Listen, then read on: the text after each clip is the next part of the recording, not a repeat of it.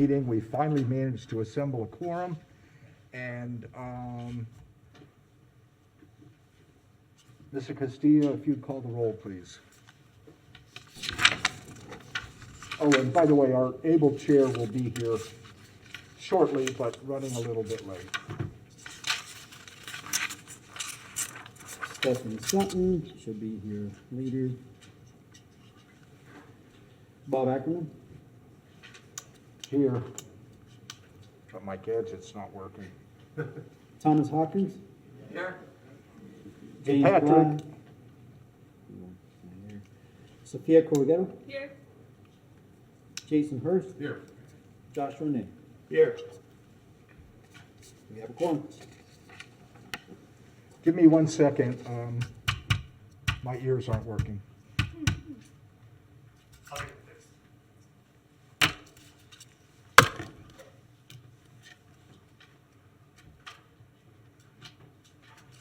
In the meantime, could I have a motion to approve the minutes of December 8th workshop? So that, before we adopt the agenda, I wanted to request two changes. One, I think those are from I'm a sorry. different board. We have a Those just got motion put to on. adopt the agenda, please. So I move we adopt the agenda with two modifications. All right. One is to strike the workshop minutes. Those are from a different board and must have just gotten switched by the clerk's office. And we can adopt our minutes at the next meeting. And two, Mr. Person suggested that we move the comprehensive plan items to a workshop. So my second part of my motion to adopt is that we strike those from the agenda and otherwise approve the agenda as presented.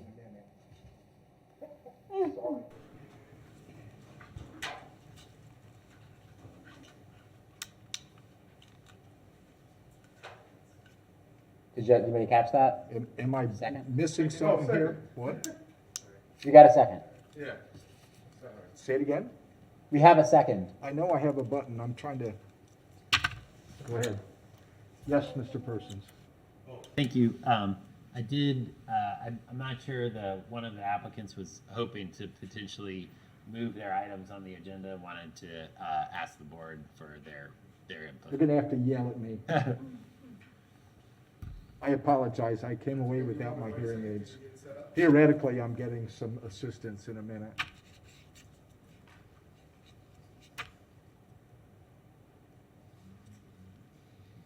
Give me 1 second. Yeah, no problem. Patrick might be back.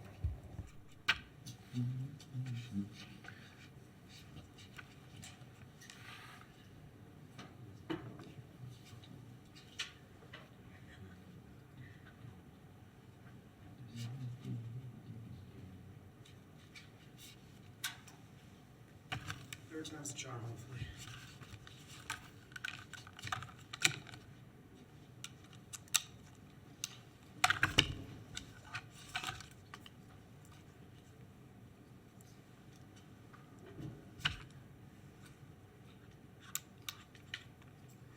Nope. Neither one of them is working. Thomas, how would you like to be chair for a minute?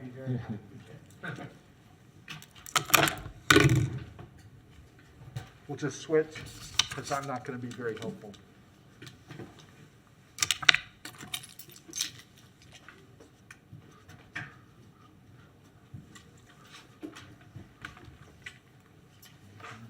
Let's void I'll withdraw the motion, take over as chair. Let's take comment on the agenda, Sure, thanks. and then we'll get around to making a motion on it again. All right, yeah, appreciate it, thanks. Yeah, I was just gonna ask, the applicant for the last two action items, which are 210837 and 210838, is got a newborn that he's trying to get home to in Tampa this evening, so if there was any reshuffling that may be possible to move the item up, understood that old business would need to go first, but then if there's anything, and I also know that Mr. Swigert is here, so not trying to jump any of his items, but if there's any type of reshuffling that could be done to possibly help, it would be appreciated. Great, thank you. Yeah. So the request from the speaker was to move items 210837 and 210838 higher on the agenda. And that's entirely our discretion. Typically, we take items in the proposal that staff presented, but I don't have any reason why we couldn't rearrange the agenda.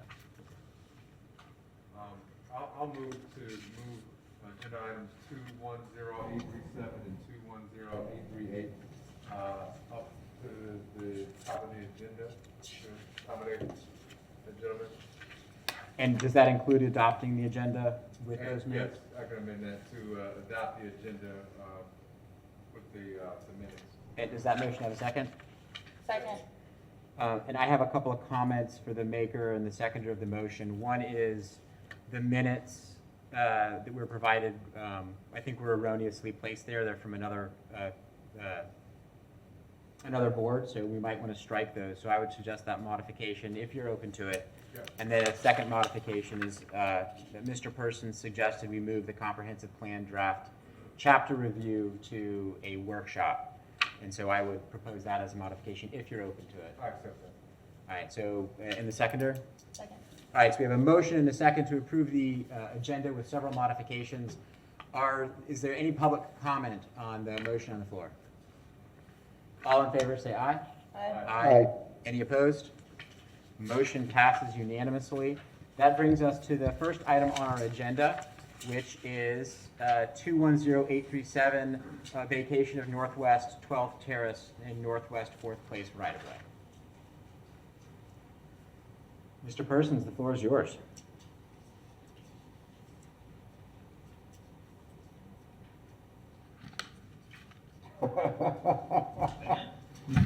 Or for staff. Oh, yeah. We moved 210837 to the top. I just didn't know which staff person to call. Oh, yeah, I got It's you. like a comedy of errors. to me. I know. It's been a day. I'm not sure who we have on. Oh, I think, Forrest, are you doing this one? Yeah, that's me. I've got the first two, it looks like. And I can share my screen.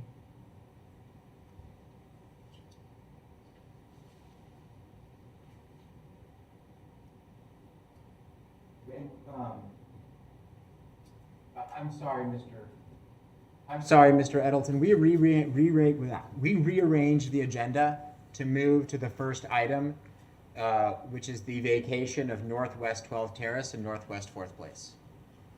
We Yes. rearranged the agenda to do those first. Those are my items. Okay, the PowerPoint that we're looking at is for the comprehensive plan amendment for the property near Kirkwood. Did you, Mr. Chair, did you move those items before old business?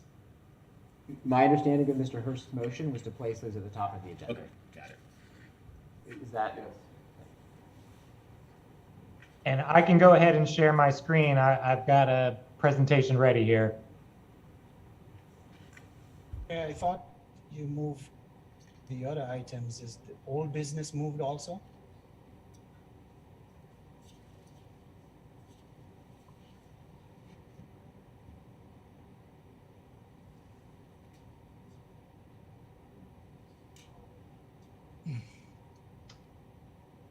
Mr. Chair and all, are you able to see my presentation? Yes, sir, we are. If you're ready, I'll go ahead and jump into it. Please. Okay, good evening. I'm Forrest Edelton. I'm a planner here with the Department of Sustainable Development. I am presenting two petitions tonight. I'm going to do sort of a combined presentation, but they are two separate petitions, and they may require two separate actions, if that is the plan board's will. I'll start off with the first petition, which is a request for a right-of-way vacation that's combined with an extension to an existing right-of-way, but it is related to a request for a special use permit. So you should be seeing the title screen here with the with a map showing the southern part of the project area. I'm just starting off with the right-of-way vacation / extension request because I think that it leads into the special use permit request.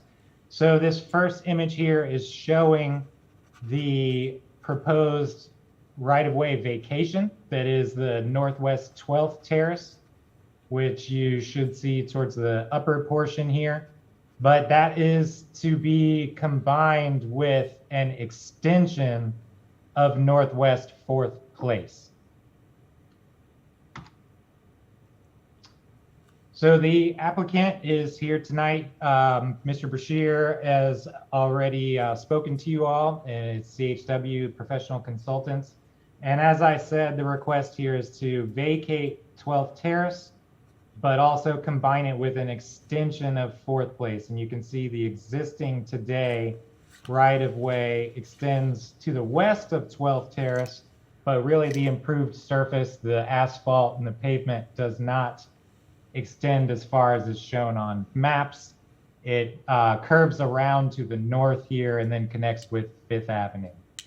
The zoning is U6 around where the right-of-way vacation is requested. The entire project area has U6 and U8 zoning. The whole project area has urban mixed-use land use. The right-of-way vacation itself is very small, it's 0.16 acres. The project area is just shy of 3 acres total for the special use permit.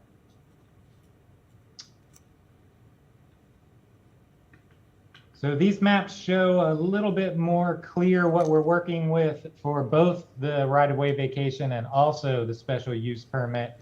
The area 1 to the north here is the U8 zoning, so the higher density, higher intensity zoning. Area 2 is the U6, and you're seeing here the yellow portion is that extension of Northwest 4th Place that would go to the west and connect to Northwest 12th Drive. The southernmost portion here is proposed currently as a part of the SUP request to be townhomes, a lower intensity, lower density development to the south of what would be, if approved, 4th Place. The reason for that, you can see in the image to the right here, is because it is within 100 feet of the University Heights North Historic District, which has that restriction on height. And it is important to point out also that the proximity to the historic district has influenced staff working with the applicant on architectural design and compatibility, of course, for the closeness of the historic district. And that was taken into account in the review of the special use permit as well, even though the majority of the project area is outside of the historic district. This is a conceptual site plan, and I'm just going to go over this in sort of a rough overview. I'm really going to leave a large part of the application or the request, particularly for the special use permit, to the applicant to describe what their project is and what their goals for this are. But in short, it is proposed to be a multifamily development at 521 Northwest 13th Street. That's the portion that you see to the north and west here. It'll have structured parking on the interior of the building with the building lining the parking structure. Essentially, the access point for this will be to the north to 6th Avenue, and that is really largely because of land development code requirements. The southern portion here, this was the area 2 that you saw on the maps or the images earlier. This is the U6 portion. This is some more multifamily development. It will also be adjacent to what is proposed to be a park, a public park. And so far, plans are also showing a courtyard and sort of an amenity area to the south here that's going to be just north of 4th Place. And then down to the southernmost here, you see the townhomes that I was speaking of. Also important to point out here is that just to the east of the U8 portion and to the north of the U6 portion is the Seminary Lane project, which you are all familiar with. The final development review, of course, will come in after the approval of the special use permit or the right-of-way vacation if they are approved. And the details of the development proposal will be worked out at that development plan review stage. So the first section here is really, staff is recommending the approval of the right-of-way vacation that will be that vacation of 12th Terrace, and I'll go back to the image here just to be helpful. Let's see, I think this one is the best one. The vacation of 12th Terrace here today with the extension of Northwest 4th Place. And that vacation of 12th Terrace, of course, is to allow for a more unified development on the northern block here. The extension of 4th Place is to create that separate block, if you will, and it will really help to provide a physical and visual barrier or buffer from the properties to the south, which are lower intensity, lower density, at least as they are used today, and then of course from the historic district. So I will not go through every single item here. You all have the staff report. I'm absolutely willing to answer any questions that you have based off of these bullet points here, but short and quick, the application of staff has found it is consistent with the comprehensive plan.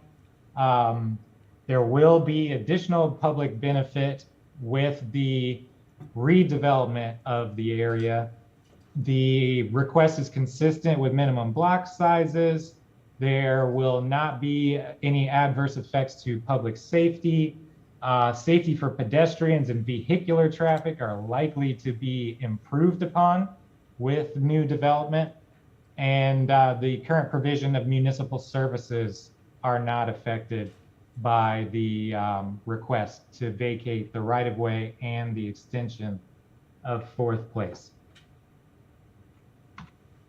So the proposed motion for the right-of-way vacation is move to approve the petition PB 21-194 with the condition that the subject property owners also grant the rights necessary to extend Northwest 4th Place. And that was a condition of staff because it was thought that this really is the way to protect and promote and address the goals that are spelled out in the Land Development Code and, of course, the comprehensive plan that really promote clear blocks, clear grid patterns, and clear pedestrian and vehicular movement, and really will get rid of what today is effectively a dead end at the end of Northwest 4th Place there. The second condition here is that any necessary or required improvements to Northwest 4th Place will be required at the time of redevelopment, and the associated cost to those improvements will be borne by the developer. I'll go ahead and move on to just the quick analysis of the request for the special use permit. Staff is recommending approval of the special use permit with conditions.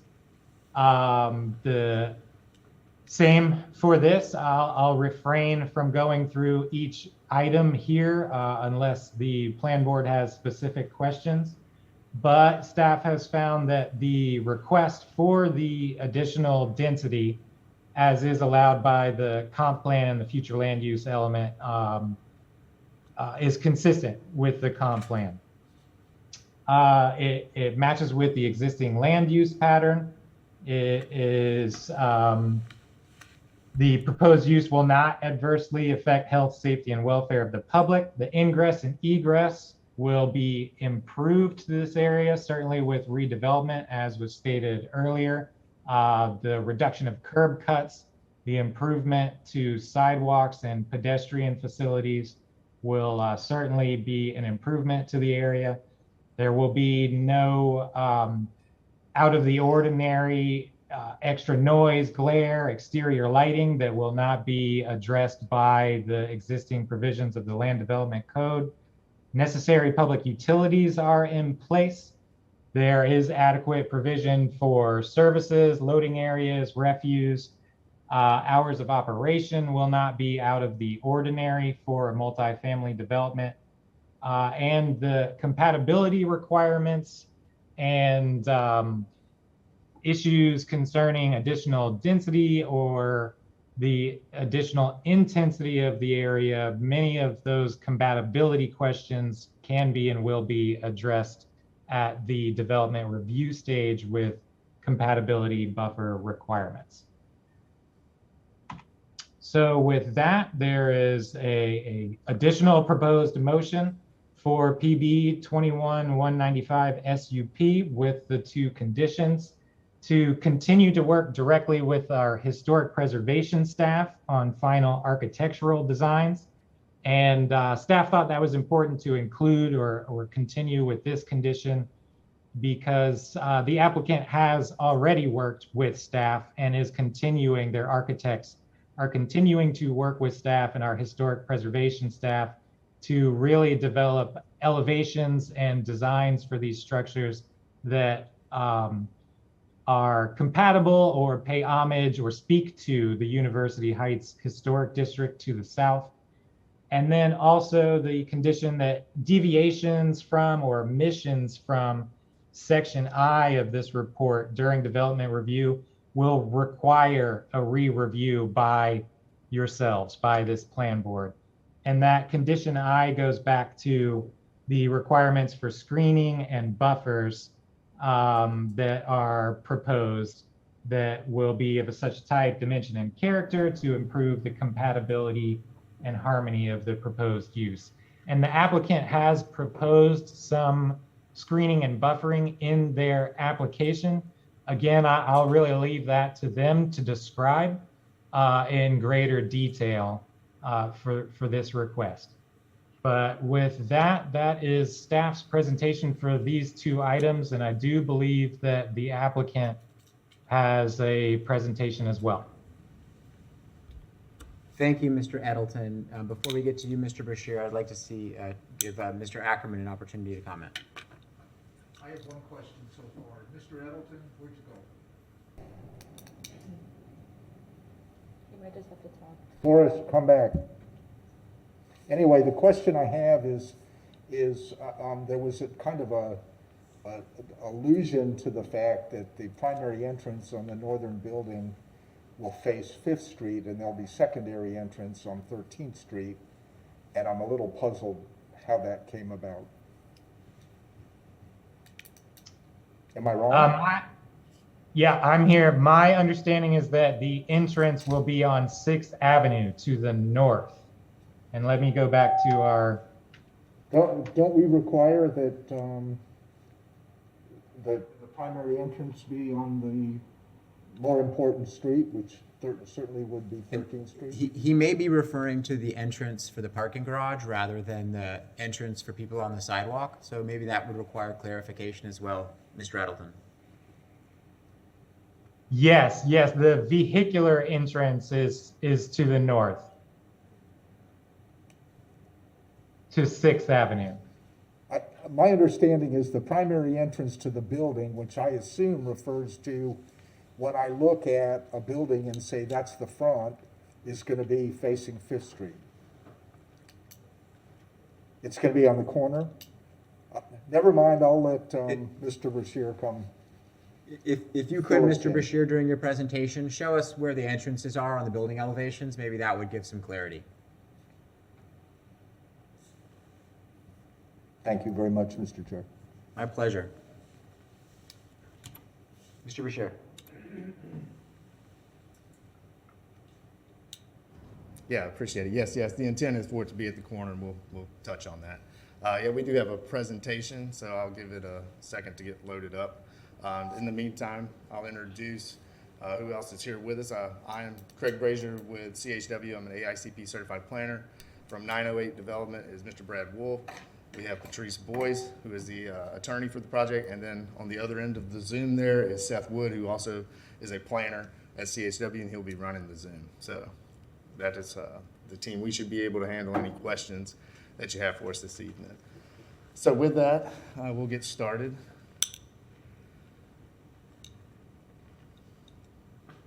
Again, it is also very different not to have the clicker up here and running the presentation, but it is also nice to see everyone. It feels like it's been quite a while since I've actually been in this room. I mean, probably a year and a half. Probably. So the intent here is to fulfill an infill development project with 2 multifamily buildings, townhomes, as you heard Mr. Edelton explain, and then also the project will provide some open space to help enhance a planned park to the east on the corner. We will be providing structured parking, and we will be proposing, as part of the redevelopment and meeting the city's new codes, you create these enhanced urban pedestrian spaces between the building and the back of curb. And you'll see that, existing today, it's really not very safe and functional from a pedestrian or cyclist point of view, and the redevelopment always helps enhance that. On the next slide, you'll see what we're requesting. So as Forrest laid out for you, there are 2 applications.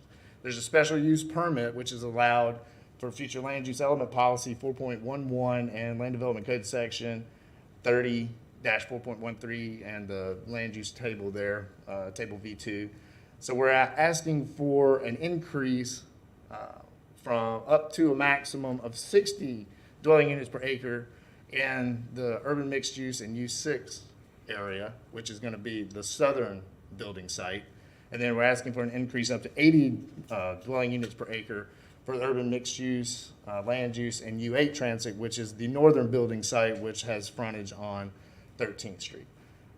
And then we're also asking for the street vacation that Mr. Edelton explained, and that is allowed for transportation mobility element policy in the comp plan 10.2.1 and land development code 30-4.1.b. So I'll go into a little more detail about each of those requests. These opportunities overall increase density and increase housing supply here in the city's urban core. It establishes or helps realize the highest and best use for the property. It enhances the pedestrian realm, as I said, by expanding sidewalks and creating a safer environment.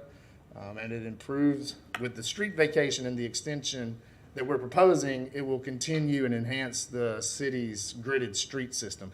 Currently, there is somewhat of a non-functional dead-end street that doesn't really provide much benefit to the connection today, but straightening that out would continue the gridded network in this area.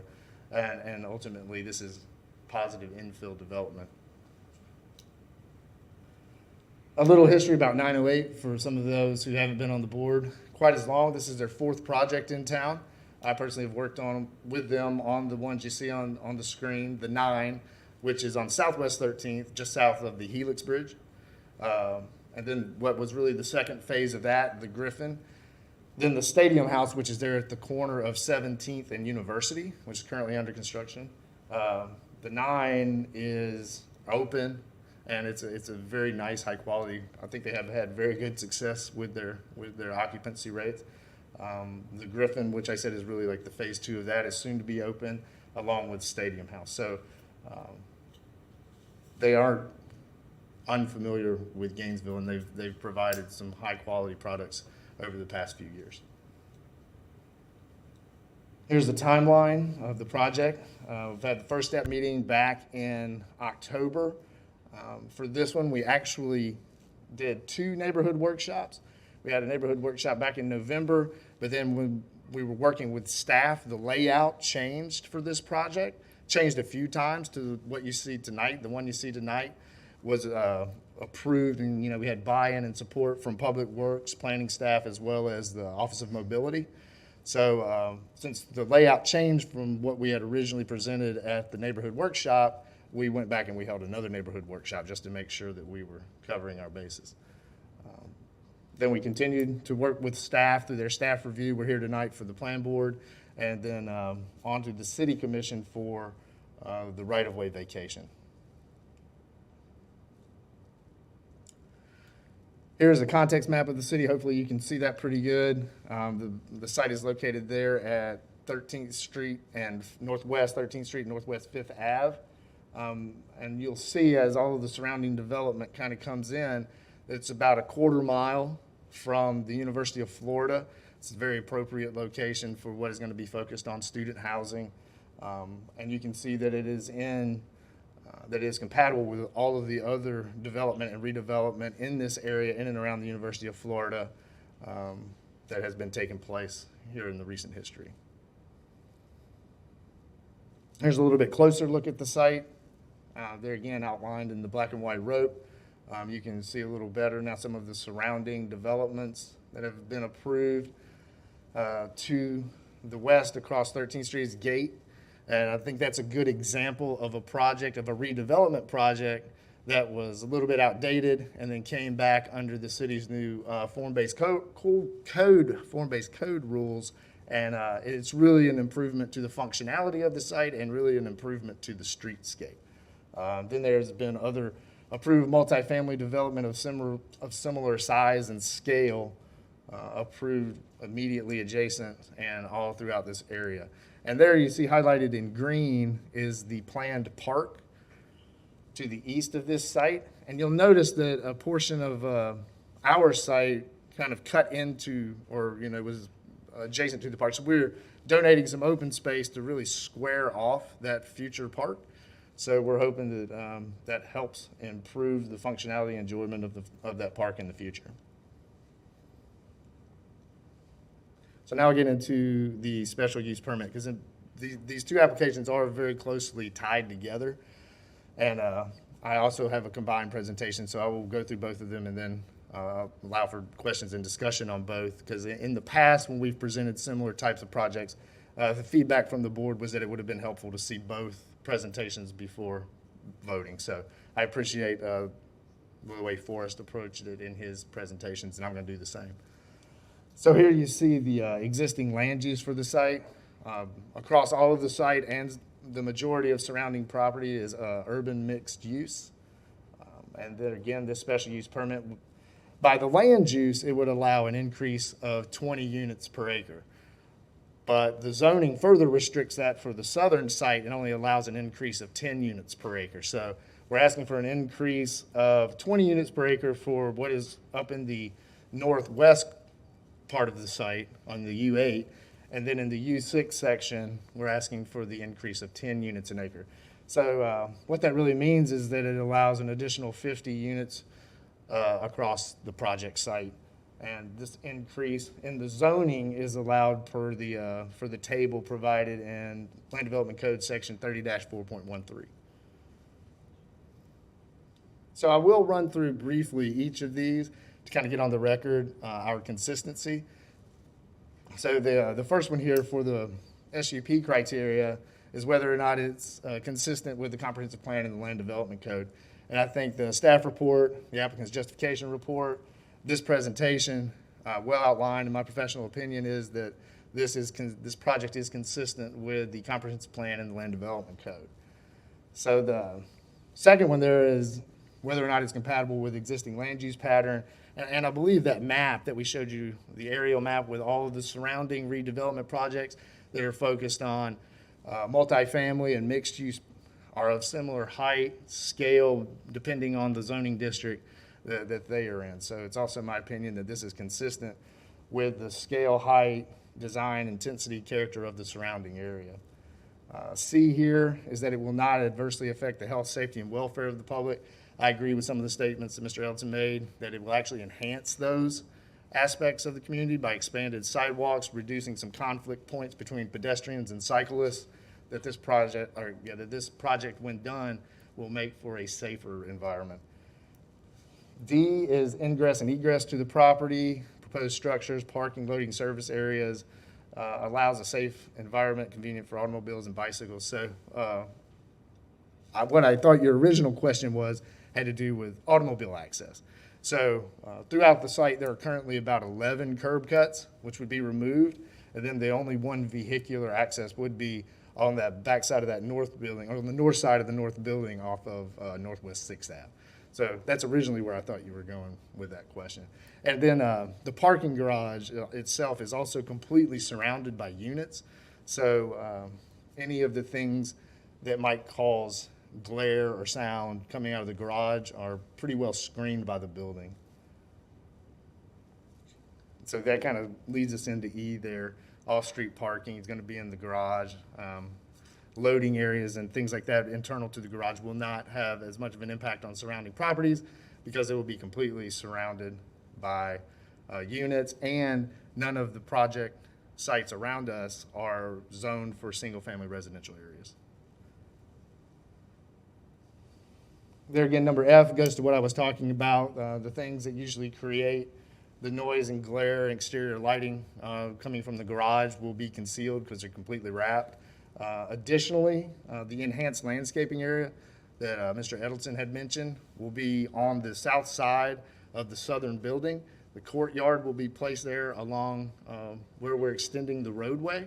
And so some enhanced landscaping will be provided outside of the courtyard to help buffer the units to the south. And you'll see some of this. I will get into some visual slides that kind of help explain some of these as we move forward.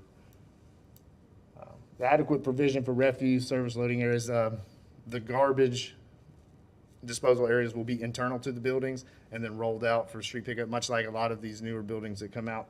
So they won't be out there available or for visible on a daily basis. The necessary public utilities are in place. We did get confirmation from GRU. Obviously, this is in the core of the city where utilities are readily available. At our first step meeting, GRU was there, provided maps, and everything we need is in place. We may have to do some relocating and moving around as we redevelop, but that's perfectly normal. Screening and buffers, like we said, the garage will be screened by the units. The courtyard will be screened by some enhanced landscaping. And hours of operation are not applicable to this. There again, none of our surrounding properties are zoned for single-family residential. There are some other special requirements that kind of go hand in hand with this project. The historic district compatibility. So I'll show you a little bit more detail about the townhomes we're proposing in order to meet some of those, go actually above and beyond what those compatibility requirements are. The UF context area bedroom limit comes into play. The maximum of 583 is in line with what is being proposed with this project. And then the screening and design for parking garages is also compatible with what we're proposing. Again, this is that map that shows the surrounding projects that have occurred over the years, both development and redevelopment, and that this is an appropriate location for what is being proposed and consistent with those other projects, and that higher density belongs in a core area of the city that's walkable to non-residential uses, that's walkable to transit facilities, that's walkable to the University of Florida. So we feel that this is right in line with the development pattern. So there to the south, you can see the historic district and then also the 100-foot compatibility area that is highlighted. And this is where the townhomes are proposed. So they're on the southern end. The townhomes will face the 12th Drive, so they will face to the west. There you see to the south side of the south building the area for the enhanced landscaping. When we get to showing you the building footprints, you'll see that that's where a courtyard is planned. And so in talking with staff, they were wanting to have some assurance to increase compatibility, so we said that we would provide some enhanced landscaping there. So on the next slide, these are some pictures of other buildings in the neighborhood nearby, and some of these elements were used to bring into the proposed townhomes. So there in the top left, you see some of the pitched roof lines, the recessed entries, and some of the materials. So there in that one shot, it's good because you have brick and siding. There's a little bit of that in those townhomes. In the upper right-hand corner, the things you should pay attention to are the banding and the brickwork in the building, as well as some of the brick treatment around the windows. Some of those elements were also brought into the townhomes And there again, the bottom one there shows some materials, recessed entry, roof line. The next slide has a little bit closer image of the townhomes where you can see how some of those elements have been applied. And we did meet with the city's historic preservation planner, walked through this. She was supportive of what was being proposed here. She had some suggestions. We'll continue to coordinate as we move through development review process. So again, this is maybe a little bit better shot of where we are dedicating some open space to the planned park there on the eastern corner. So the way our site was currently, it kind of cut into, you know, that park. So what we're dedicating as open space will help square off that park and there again, hopefully make it a little bit more functional of a space. Here's a map of some nearby transit facilities. So there you see in the blue dotted lines where this project is located. There again, there's about 10 transit stops within easy walking distance. So again, not only are there non-residential uses and the University of Florida in walking distance, there's also access to transit, which will allow folks to get further away, there again, without the use of a vehicle if they so choose. This identifies all of the current driveway or curb cuts that create potential pedestrian, bicyclist conflict points. And again, all of those will be removed and replaced with the one entrance, vehicular entrance to the garage on the north. So the garage is intended to serve both buildings and all the parking will be in there. And parking will be at about 80% of the proposed bedrooms. So here we go, a little bit more detail about the layout. So there again, on the northern building, you have the internal parking garage surrounded by 5 levels of multifamily residential units. The main entry there will be in that southwest corner of the building. So you can kind of see a little break where the units are. There will also be some residential amenities and leasing office on the first floor on the 13th Street side of that building. As you move to the southern building, there again you see the courtyard, and that is the area along 4th Place where the enhanced landscaping will go to help screen uses to the south. The majority of the units there will be along 5th Avenue. 5th Avenue is a storefront street, designated as a storefront street by the city. Storefront streets are meant to be your more active streets. The pedestrian realm will be enhanced to handle this increased pedestrian activity. As well, this building will also be 5 stories. And there again, you see the additional space given to square off the park there on the east end. Here's some pictures of the existing sidewalk conditions. So there on the left-hand side, the corner of 5th and 13th, you have about 7 feet. And that's, you know, obviously a U.S. highway. So that's a very busy street to be right on top of. 7 feet is not all that much. Again, on the top right, you see currently what 5th Avenue looks like. Not only is the sidewalk only about 5 feet wide, you can see that it currently has utility poles placed within that 5 feet periodically. So it's really not the most functional space for pedestrians or others trying to use the sidewalk. And then on 12th Drive, there are no current facilities. So all of these will be enhanced through the redevelopment project that's being proposed. So here in on the northern building site along 13th Street, those will go to over 22 feet wide sidewalks. There again, like what was 7 feet on the corner now is going to be 24. And then along 5th Avenue, 20-foot wide building setbacks and sidewalks. On the southern building, again, 20 feet along 5th Avenue, and then about 15 feet. So going from where there's not anything on 12th Drive to having 15-foot wide pedestrian areas should be a true enhancement to the area. So there again, some of the benefits are putting people in a location in the core of the city where it is very walkable to get to employment, school, entertainment, food. Has the opportunity to reduce vehicle miles traveled. creates eyes on the street as you put more density in a location. So that should lead to safer environments. Promotes transportation choice, multimodal options, and discourages sprawl. So the more you build up, obviously the less you build out, or the less pressure there is to build out. So the intent on sprawl is reduced. And that, well, yep, there we go. So now we can see some renderings of the proposed project there, with the entrance being on the corner. This is the building, the northern building. And then the next rendering is of the townhomes looking up what would be 12th Drive. And there you can see the extension of 4th Place between the townhomes and the proposed 5-story building.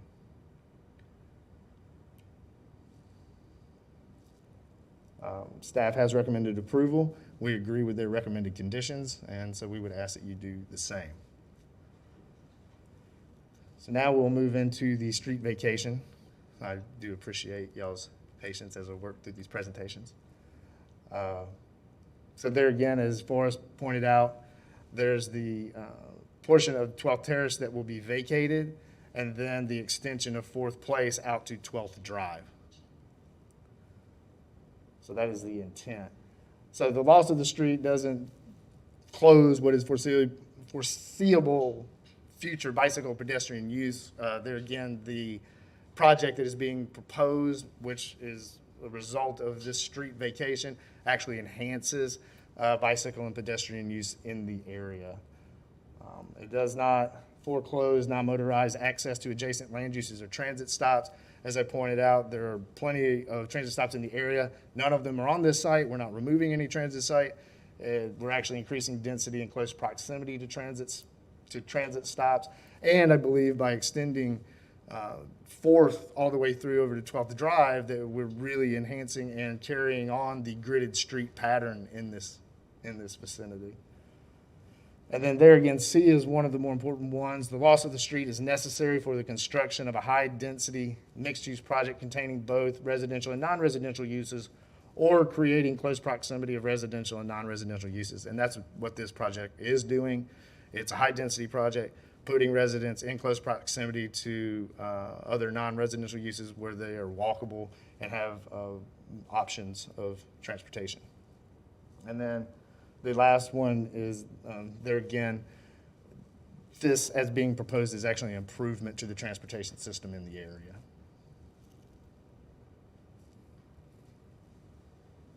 The next slide, Seth. So again, these are more requirements for the vacation of right-of-ways, the public benefits. I think as we go through and get into more detail, or as we've talked about the detail of the special use permit, you see the public benefits that come, and so they're directly linked. So this right-of-way vacation allows that project that would be approved through the special use permit that provides all the sidewalk enhancements, creates a connected roadway system, and there again, the staff report, our justification report, and this presentation, and at least in my professional opinion, that this is consistent with the comprehensive plan. This does eliminate a dead-end street type of current design and does provide a through roadway. And it also, as Forrest pointed out, creates 2 new code-compliant blocks that actually creates a greater separation for more intense uses along 5th Ave, which is a storefront street where it should go, and then less intense uses to the south. So it creates a much more substantial divide between those types of uses. And it does not deny access. Removal of this roadway does not deny access to private property, specifically because all the properties around it would be involved in the redevelopment. There again, the public safety would be increased by the redevelopment of the site, the enhanced public realm, and the eyes on the street. There again, this would also enhance the safety of pedestrians and vehicular traffic. We're eliminating potential conflict points by reducing curb cuts, taking away 11 potential conflict points, and directing traffic into one entrance on the north side of the garage.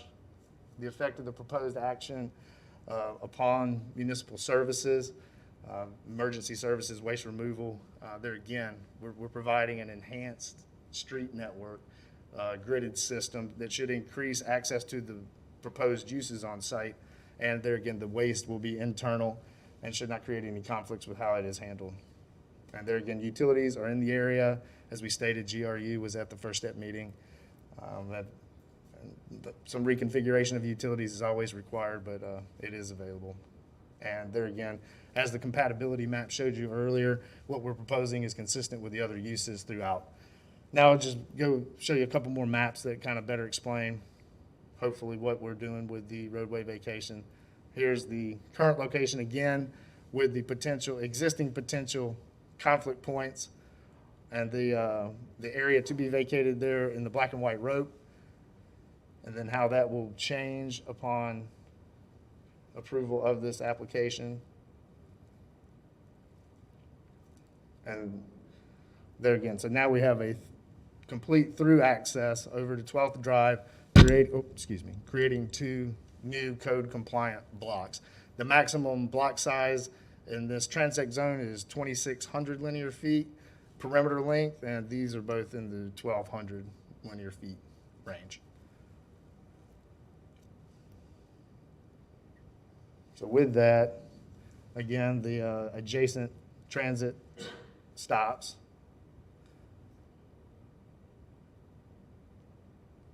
And then some of the benefits of this, reducing curb cuts, enhancing the public realm with the related redevelopment project, improving connectivity, enhanced mobility for non-automobile users, creation of 2 city blocks, and removal of a dead-end street network.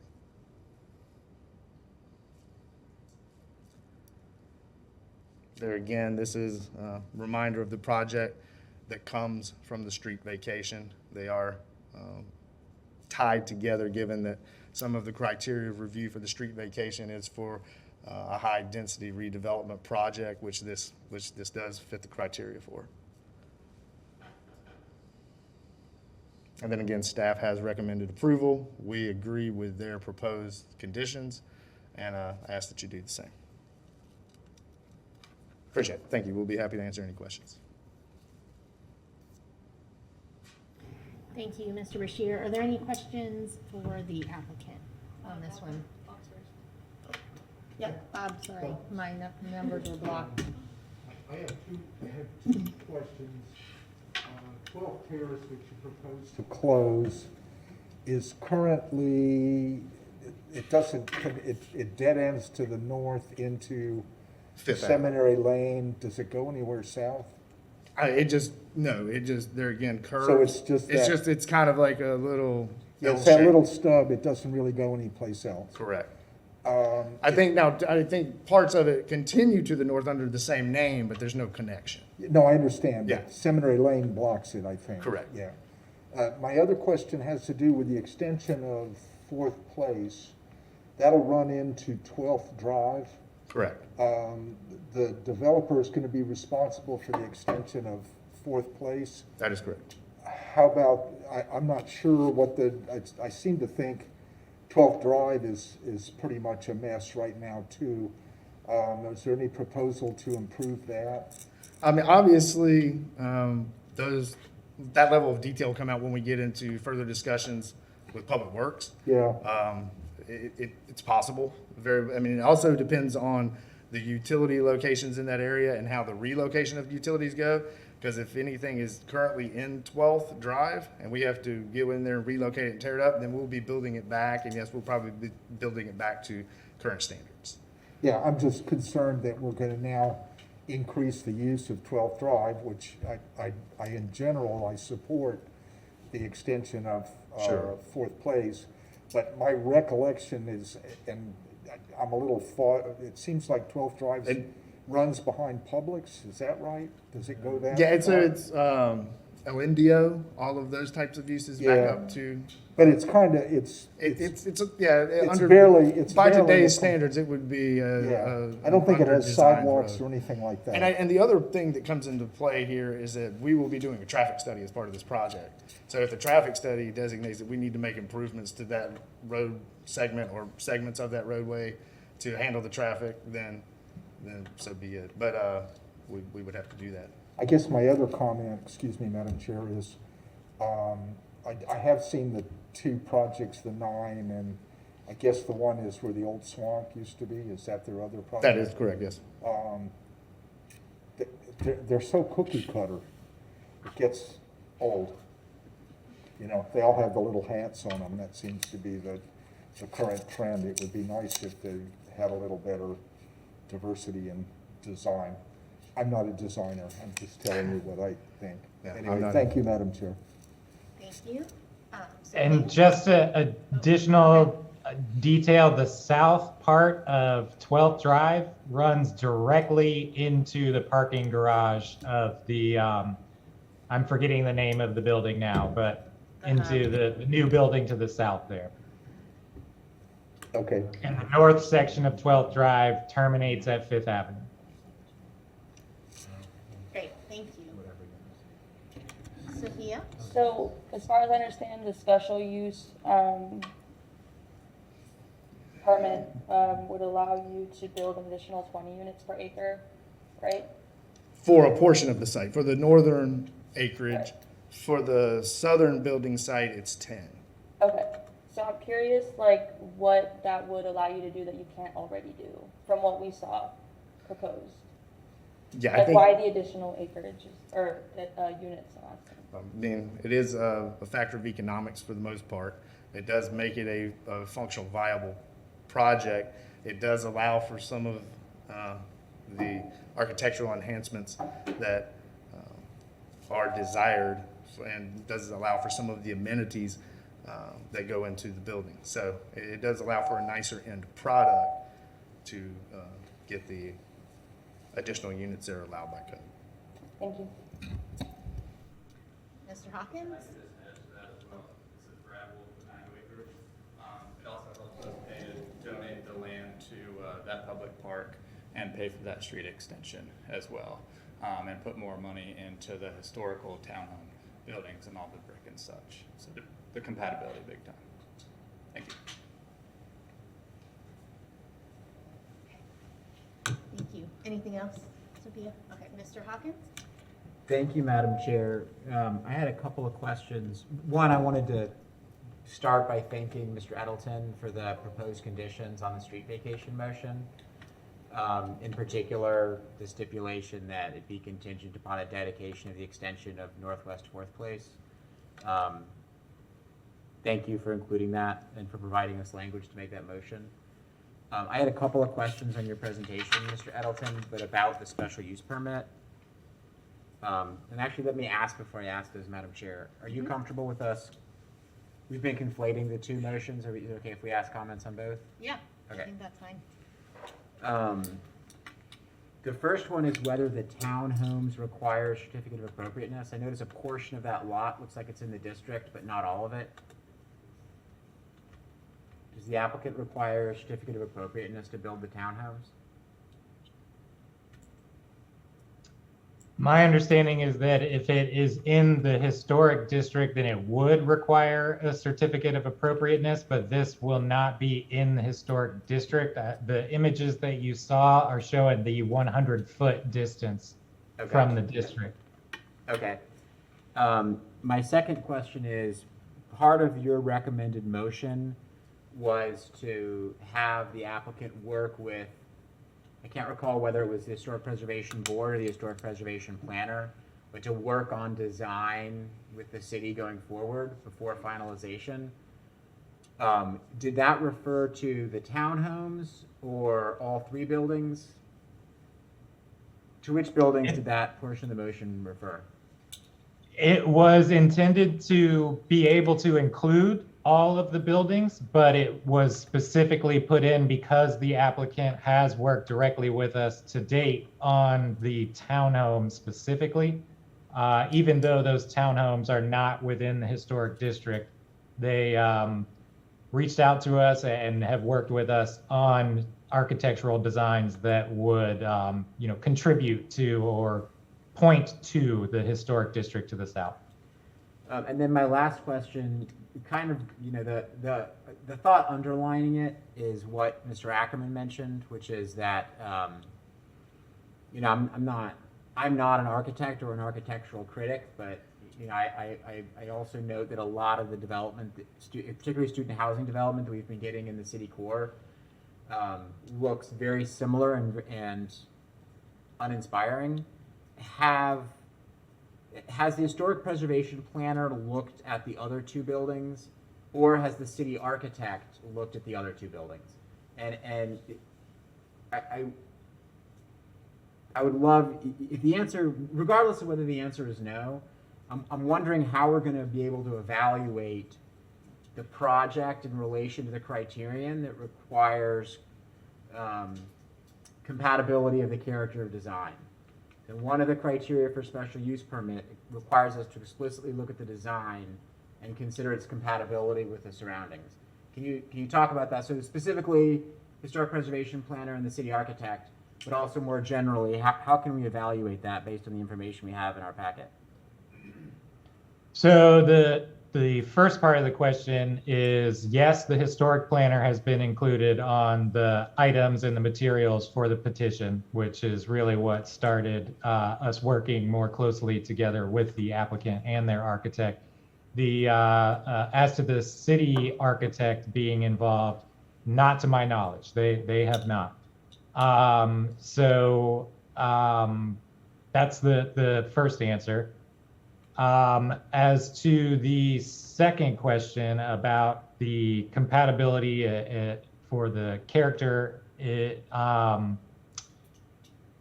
took looking at not just the character of the historic district, but also the character of the surrounding developments. And so, you know, staff looking at where are the boundaries of that historic district, combining that with the 100-foot limitations in code and in the regulations, and then also combining that with the character of projects like Seminary Lane and the U8 zoning that is going to the west, and then of course the existing developments to the south.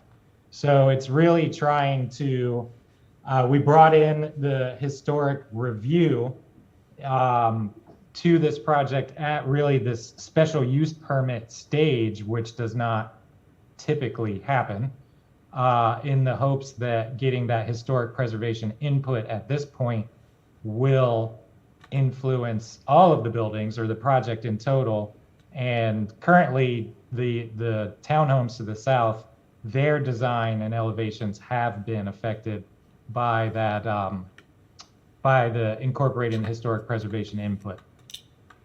Thank you. Madam Chair? Yes, Mr. Persons.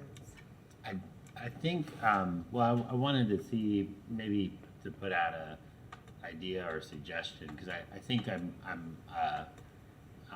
picking up what Member Ackerman and Member Hawkins are talking about. I think as you all recall, we spent several meetings, probably at least 4 meetings, I think, discussing draft architectural cladding standards earlier last year. Those are actually imminent. They should be going to the City Commission at the very beginning of February. So if there is a interest in the board with relation to the special use permit, you can make a condition potentially to either apply those standards with review by the city architect, who is now in my department, by the way. Yes, very excited. So that it's more than just, you know, sort of a review by an architectural professional, but we could actually apply standards which are very soon going to become the law of the land, or I anticipate they'll be the law of the land, as a suggestion. So my only concern with that is that the city commission sometimes changes what we recommend pretty considerably. And I cannot possibly predict what direction they're gonna go with that material when it gets to them. So without knowing that it's in place and that it's similar to what our recommendation was, I have some reservations about that personally. I mean, it could all end up being stricken before they adopt it. I mean, there was a lot in that. So I have some reservations until it's official. Things change a lot That in is- the city commission right now. That is a fair point. I will say, I think this board has had, I think, several successful examples where we have incorporated the city architect's review into projects at this stage. So that would be, a potential middle ground solution.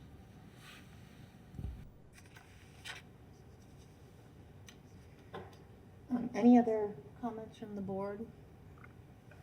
I will say I definitely like tying the right-of-way vacation to the new right-of-way dedication.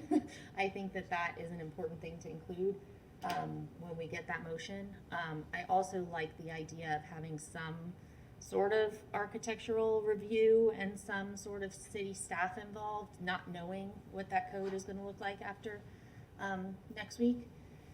So I would just recommend those two things to whoever feels like they're going to make a motion. So I guess we're ready to open this to public comment. I don't think we have the phone lines. Is there anyone else here tonight to speak on these items? I don't think so. Okay. Then we'll bring it back to the board for more discussion or a motion. And I think we should do the motions probably one at a time rather than together. So if we can get a motion on the right-of-way vacation, or if people have other thoughts. Mr. Hawkins. I'm gonna do something that y'all probably thought that I was never, ever gonna do in the history of plan board service. I'm gonna make a motion in favor of the street vacation. I know, right? It's like a miracle. It's a good thing this is on video. I know, right? Nobody would believe. You can't see me smiling through this. On item 210837, street vacation for Northwest 12th Terrace, I move approval subject to two conditions, and they are: the subject property owners must grant to the city the ownership and rights necessary for the extension of Northwest 4th Place as public right-of-way westward to Northwest 12th Drive prior to the final vacating of Northwest 12th Terrace, and any necessary or required improvements to Northwest 4th Place will be required at the time of redevelopment of directly adjacent properties, and associated costs will be borne by the developer. Second. We have a second from Mr. Ackerman. All of those in favor, please say aye. Aye. Any opposed? Okay, passes unanimously. Then we'll need a motion for the SUP. If someone is ready to take a stab at that. I just have a comment, Madam Chair. I would be most comfortable if we got input from the city architect, as Mr. Persons described, and review from the historic preservation planner before we voted. And so my preference is to continue the item, but I'd like to hear from colleagues on that idea before I make any kind of a motion, or to see if any other member has a motion they'd like to make. Okay, Sophia, what are your thoughts? So I just want to start by saying did not hear any mention of the name of the neighborhood that we're talking about. This is the Fifth Avenue neighborhood, and I know right now there's a substantial amount of construction going on. So when I think about the health and welfare of the public influence for this project, my thoughts just go to the houses I kept seeing popping up on the aerial images south of the subject property. I have no doubt that this construction will be a major disturbance to neighbors in the area already dealing with construction in the surrounding properties. I understand the existing zoning is higher density, but existing property does seem to be single family. So I don't feel as though I heard a good reason as to why the special use permit should be approved for maximum density, given that you already have U6 and U8 zoning for this area.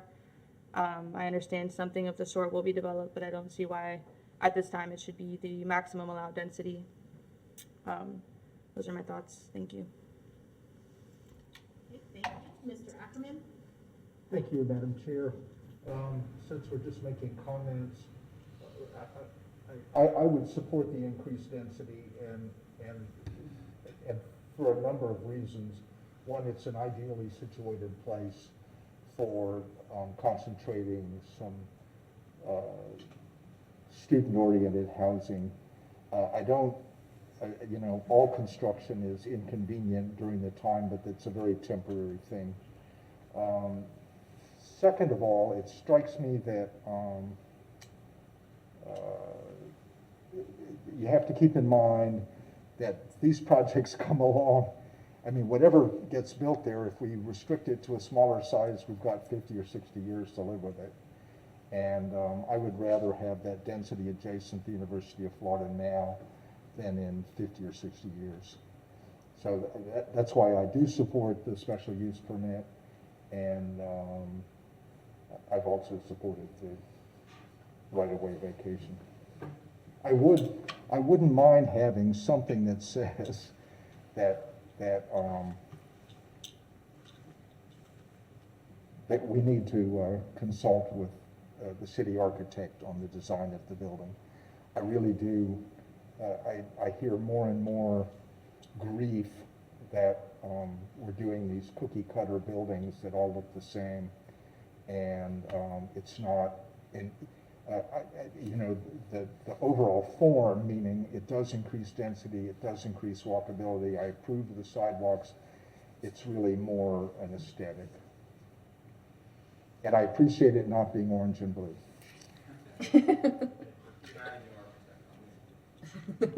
Not that I'm anti-gator or anything. Mr. Nay, am I saying that right? Yeah. Okay. I agree with Mr. Member Ackerman. Oh, sorry, I guess I got to turn that on. Yep, there we go. I agree with Mr. Ackerman. I do think we need more density in the urban core. So as much, and we're in a housing crisis. We don't have enough housing in Gainesville. We continue to grow every year. I think from 2020, I think we grew 13% from the previous census. So if we don't build housing for people to live here, I don't know what we're doing, right? I mean, I feel like we need to, we can fetishize old houses all we want. Like, I've lived in old houses in Gainesville. I've never lived in a house in Gainesville that's newer than 1963. There's problems with them. We can, fetishize the architecture with their leaky plumbing problems. You're talking about more efficient, building envelopes. Like, everything about a new building is going to be better than a lot of the old buildings we have. We can fetishize the outside of it all we want, but we need housing for people. And yeah, that's how I feel. Okay, thank you.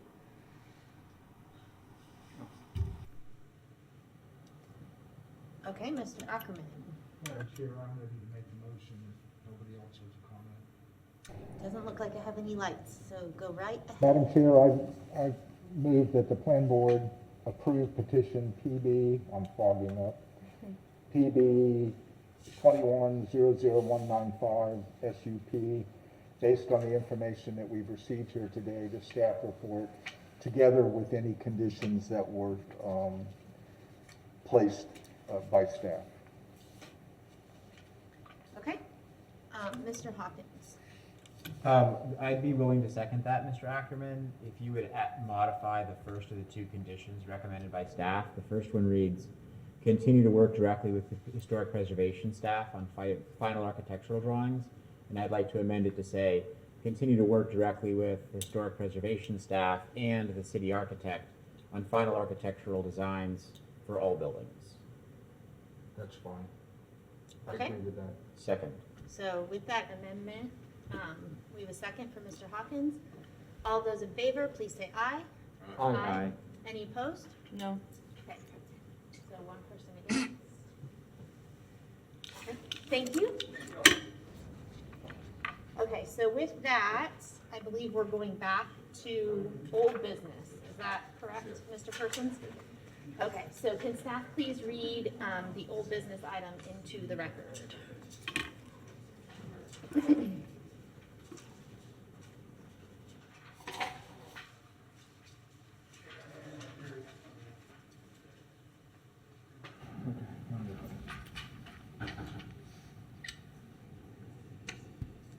First old business item, number 210571, petition PB-21-00159 LUC EDA Consultants Incorporated, agent for Robinson Mark A. and Lori A.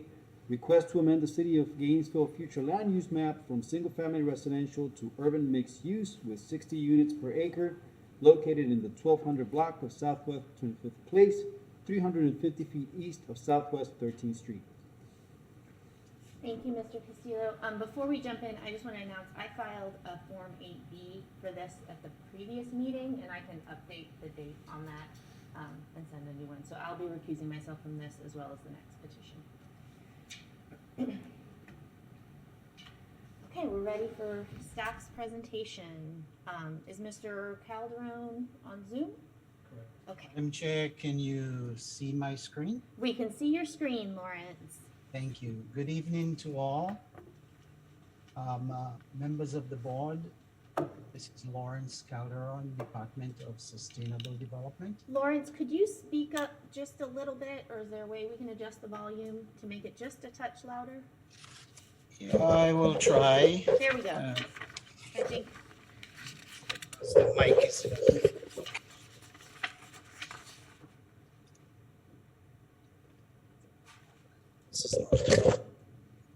I'll try to speak a little louder. Yeah, that's better now than Yes. the beginning. Thank you.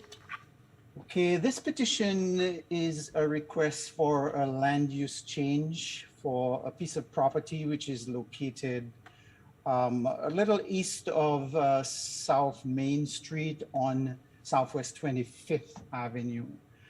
The purpose of creating the parcel and for requesting the land use change is to use the subject property as part of a redevelopment of property fronting Southwest 13th Street, and the intent is to use it primarily for stormwater. Southwest 13th Street, you can see here, north-south, and the subject property is located here. Southwest 25th goes into the residential neighborhood just as well as those branches of transportation corridor that goes east and west to the west and east side of that central corridor that you see.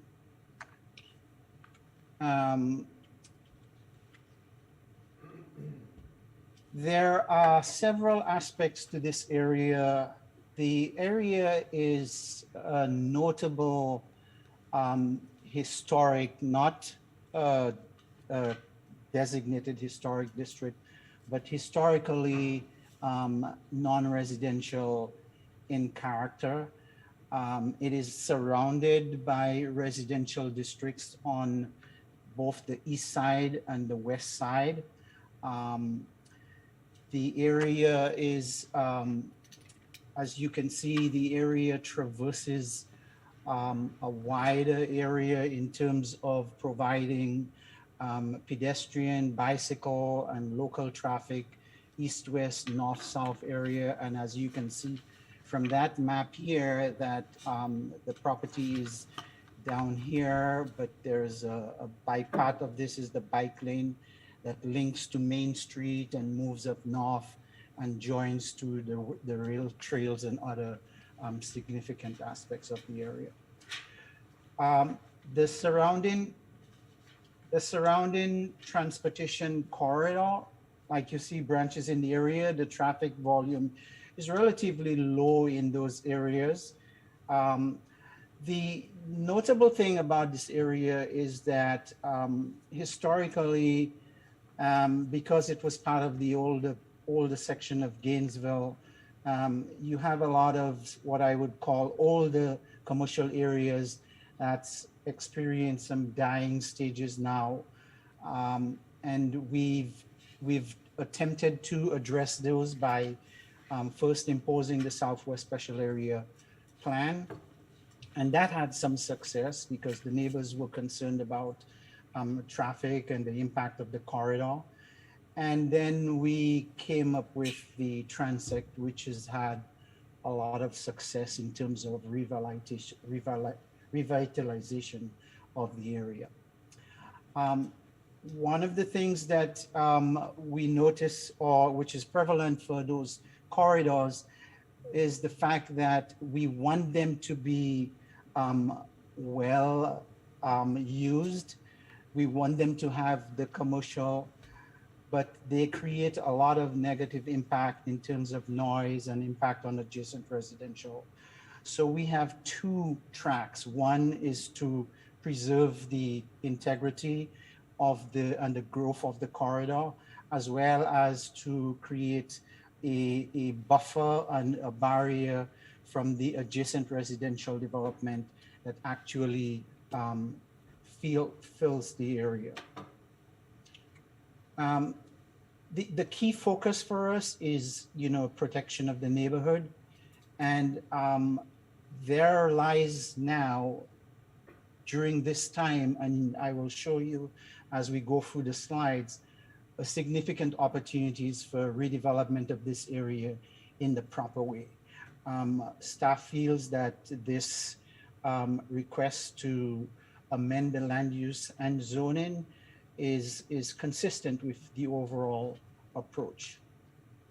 Some of the issues, the rezoning would map the most appropriate land use and zoning for the area, which would be consistent with what's going on. The subject property is right here. And the way I see it is that there is actually a protrusion of that single family residential area into this kind of corridor area. It has worked because this is currently vacant and this is one ownership. That lot split was created just to address this issue. We attempt to remove that single family encroachment. It facilitates redevelopment and it creates a clean match in terms of both environmental and physical aspects, which I will show you in a minute. And those changes, again, are consistent with the intent and purpose of the comprehensive plan and the transect zoning area, as well as compatibility with the surrounding area.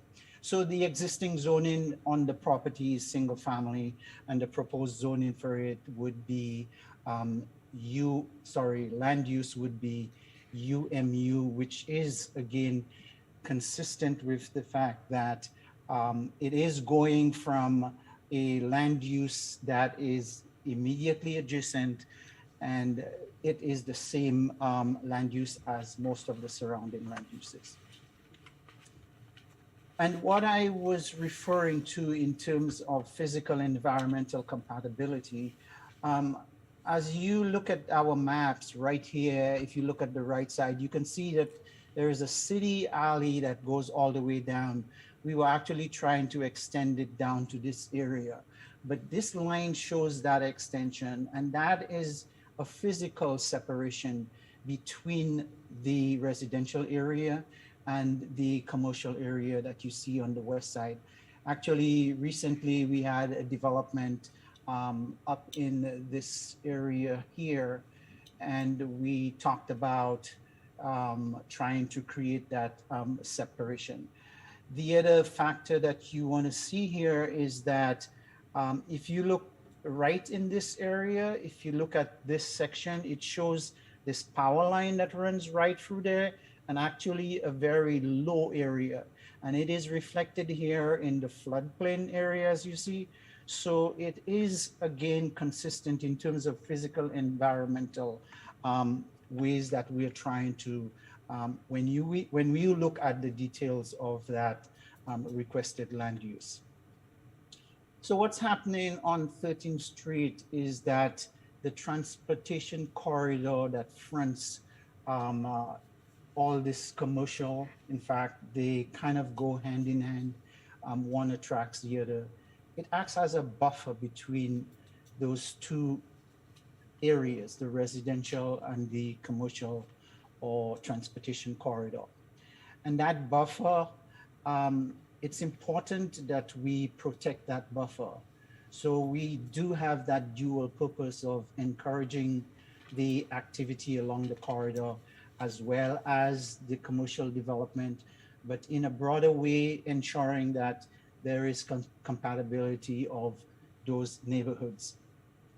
And transect zoning attempts to do that very thing. So we're seeing a live, the features and aspects of transect zoning and form-based code development right before our eyes, which gives a positive impact and has a positive result for the area. There you can see the corridor, and on either side you can see the residential area that buffers, that's on both sides, seeking for that buffer. So one of the main aspects is to bring individual developments together, ensure the compatibility, create mixed type of uses. And that is really what form-based code transect zoning actually is. So in reviewing and analyzing the request to change the land use from single family to UMU2, we followed the criteria which is outlined in the comprehensive plan. Policy 4.1.3 is a primary one. And so these are the criteria that we must investigate and look at and apply in determining whether the land use or zoning should be approved or not. So here we have the existing land use. You can see here that it is being changed from a single family development to a development that matches the adjacent zoning, which is consistent in terms of land uses and the goals and objectives of the comprehensive plan. Again, a bunch of policies that we have: promote mixed use, discourage urban sprawl. And when in the other few slides, I will show you that the effort to encourage redevelopment by extending the zoning or changing the land use into this area, these are positive steps in terms of discouraging urban sprawl, creating and promoting compact development. And this is what compact development is, and support measures that discourage blight. And in a minute, I will show you again what some of the signs of blight, and that project or that proposed project and rezoning is a way of discouraging that and encouraging a more positive urban growth. It also talks about floodplain and protecting floodplains. And I did show you earlier that we do have these efforts right here. This is the subject property, and right here you could see the floodplain area, and again you see it here. So that meets that requirement of protecting those areas. Again, urban facility, also to facilitate the environment and to facilitate urban infill.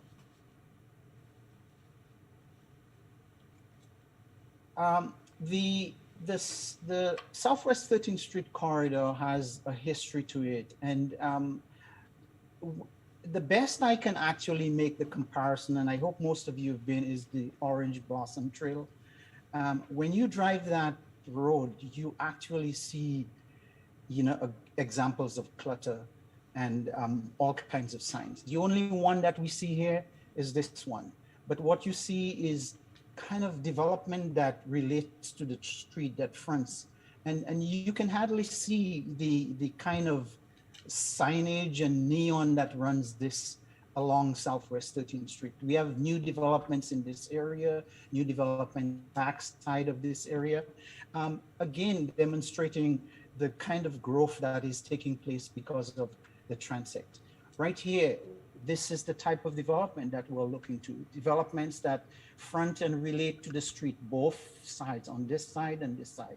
And these are recent developments that have developed because of the transect zoning. Here again, you can see 4 of them.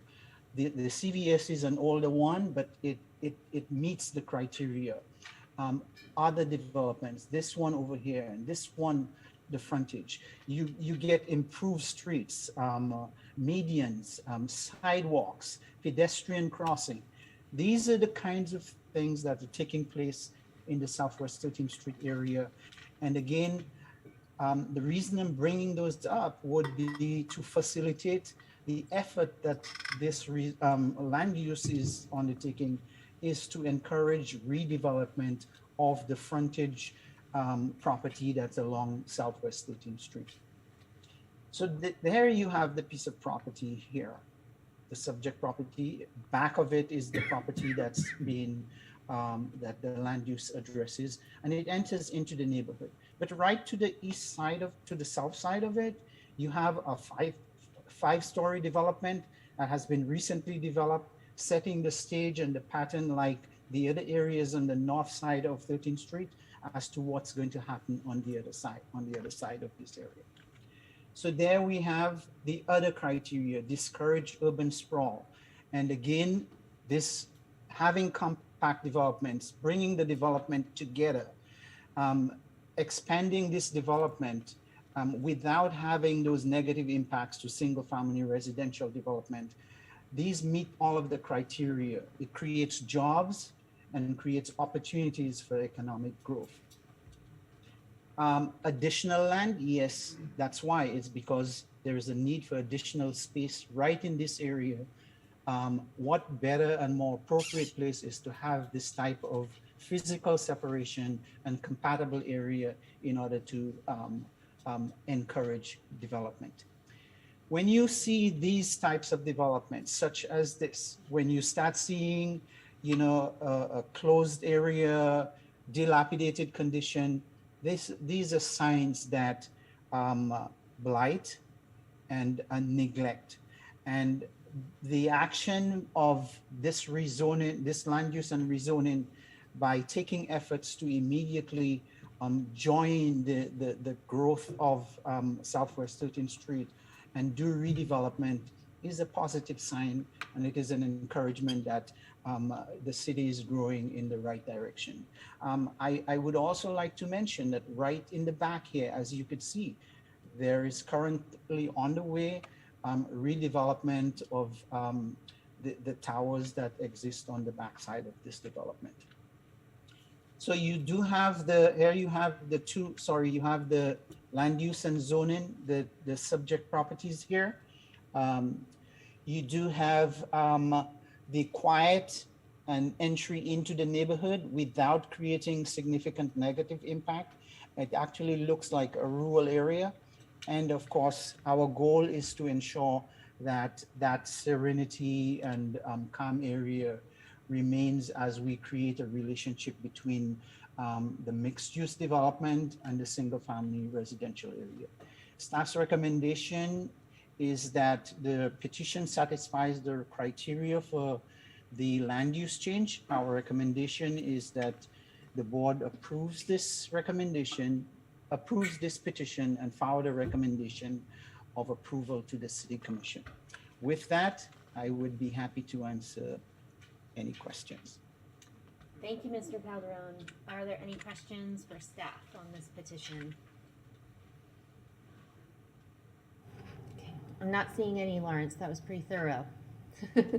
And I believe Ms. Lazari is here to present for the applicant, or through Zoom. That is correct, Madam Chair. Thank you. Good evening, Madam Chair and Plan Board members. Onelia Lazari with EDA Consultants. I do have a presentation, and I am going to share my screen for that presentation. And Madam Chair, if you could confirm that you are seeing my screen. Yes, we can see your screen. And Madam Chair, would you confirm that I am loud enough or audible enough for this evening? Yes, we can hear you. Thank you. Thank you very much. Thank you, Mr. Calderon, for your presentation. As he indicated, this is a small-scale land use map amendment in the 1200 block of Southwest 25th Place. It is petition PB-21-159 LUC. This is the subject property, which was created by a lot split. I will give a little bit more detail on that. This is the property that it abuts that has frontage on Southwest 13th Street. You can see all of the pavement here and from the aerial, and you'll note that there is no stormwater associated with this lot and all this pavement, which has created some problems. As Mr. Calderon also indicated, there's been significant redevelopment in this area. I'd like to talk about that briefly. The Comfort Suites is a relatively new development. He showed photos of that. This looks like a vacant lot on the aerial. However, a multifamily development has been constructed there. This is the City College area. And this is an existing hotel that was redeveloped a few years back. Again, Southwest 25th Place here. This is the subject property, which was part of a larger parcel to the east.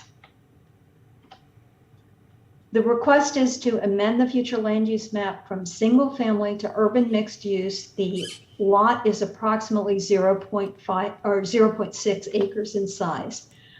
Again, the existing land use is single family, but to the west and north, it is urban mixed use. It is urban mixed use to the south here and across Southwest 13th Street further to the west.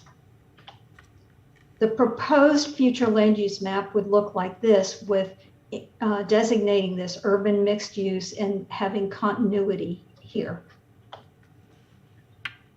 The parcel was created by a lot split that was approved on July 31st of last year. We held a neighborhood workshop on September 7th of last year. This property is located in the UF context area and the Transportation Mobility Program area, Zone A.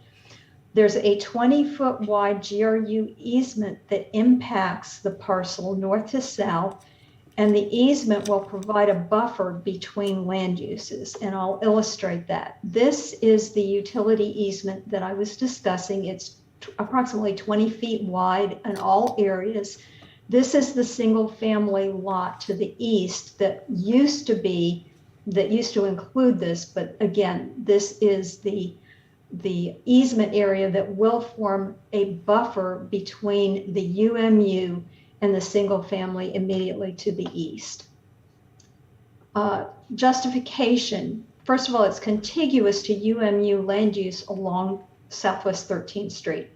The GRU easement impacts the use of the property. The proposed storm is proposed for stormwater for redevelopment of the abutting UMU property immediately to the west. The city staff, when they were consulted about the use of this parcel for stormwater with the existing single family and RSF zoning, the applicant was told that that could not happen, that it required a commercial type land use and zoning, and that would be consistent with the UMU to the west. The applicant has volunteered to include a deed restriction that would limit uses on the property to stormwater management, recreational paths, and utility uses. The utility uses existing on the site.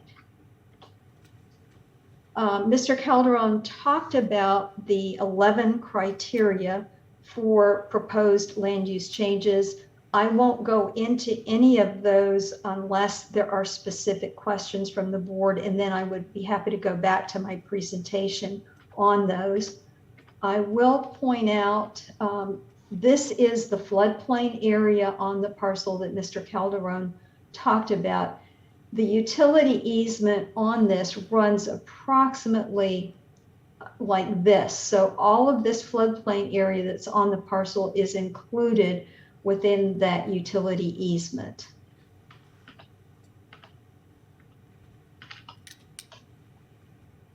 And with that, I'm going to conclude the presentation and indicate that staff has recommended approval of this as we have submitted it.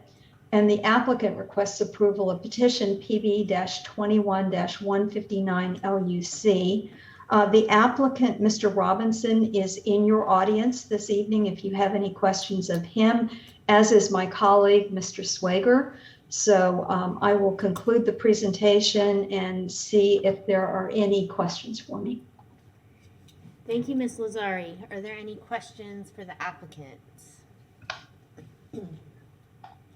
Okay, not seeing any. Any comments from the board? Someone want to make a motion? Mr. Hawkins? Thank you, Madam Chair. I'm trying to figure out the logic behind this. So if it's a 0.6 of an acre piece of property, it's on a very narrow strip paved residential street, and the proposed zoning would allow car washes, bars, 36 multifamily units, like very intense development that's not compatible with a neighborhood. And the only two sort of things that I can see that kind of mitigate that are the possibility that it's sold to somebody who develops on 13th Street, and it just becomes part of the larger development proposal, which somewhat mitigates, right? Because then maybe the traffic wouldn't be coming in off of Southwest 25th Place. But there's no, I don't think there's anything that would require that to happen, or give us confidence that that would happen. Maybe the other mitigating piece here is the deed restriction. Deed restrictions are not land use law restrictions. They don't require a public hearing to change. All you need to do to change a deed restriction is go down to the courthouse and record a new deed. There's no deed restrictions are not in any way protective in an analogous way to the zoning map designation. I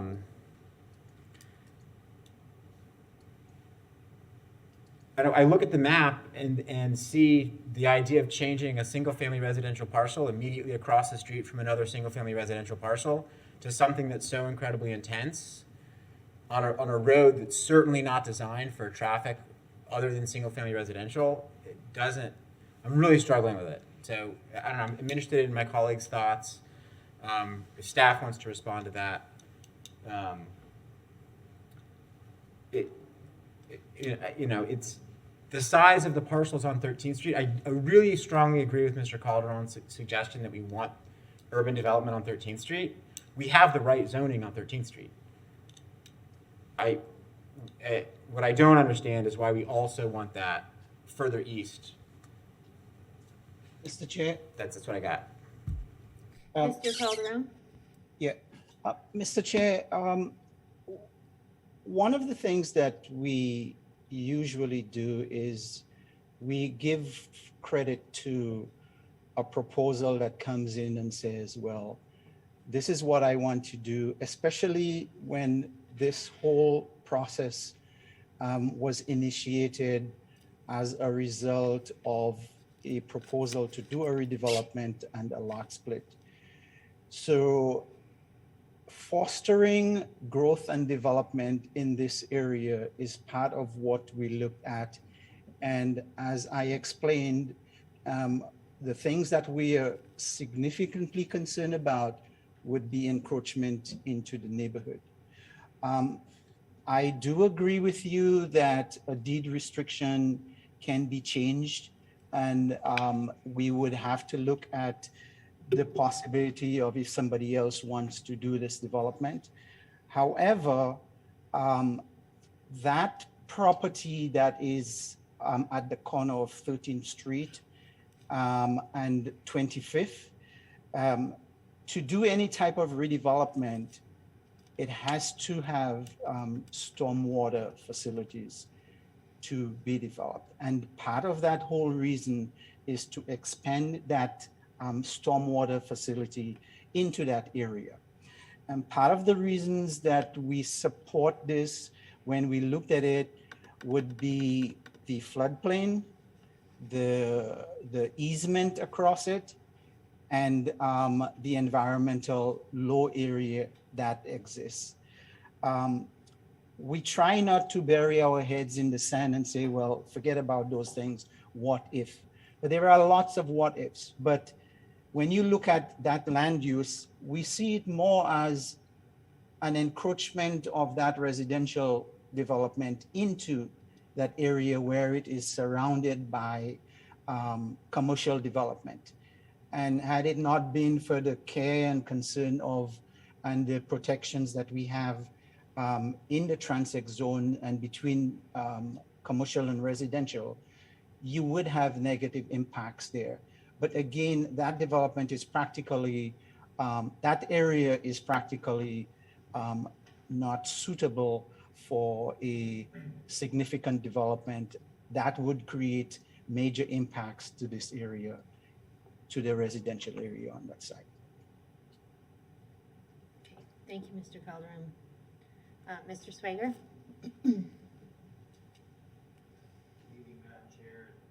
Board members, I'm Clay Swager with EDA. I just wanted to make a few comments and try to help, I guess, paint the larger picture. Over a year ago, there was a development proposal brought to planning to try to redevelop that corner on 13th Street and 25th. And a lot of things needed to happen there.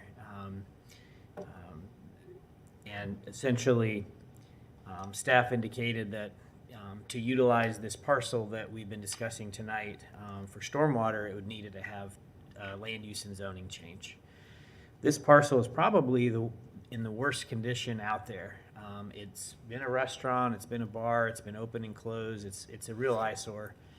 The driveway condition is horrible. It's putting runoff down into the neighborhood in Kirkwood to the east. I think we would all agree it would be nice to have it redeveloped, and it's very difficult to redevelop right now because of the small size. This land use and zoning change, I'm just trying to be completely transparent about why. Why are we talking about this?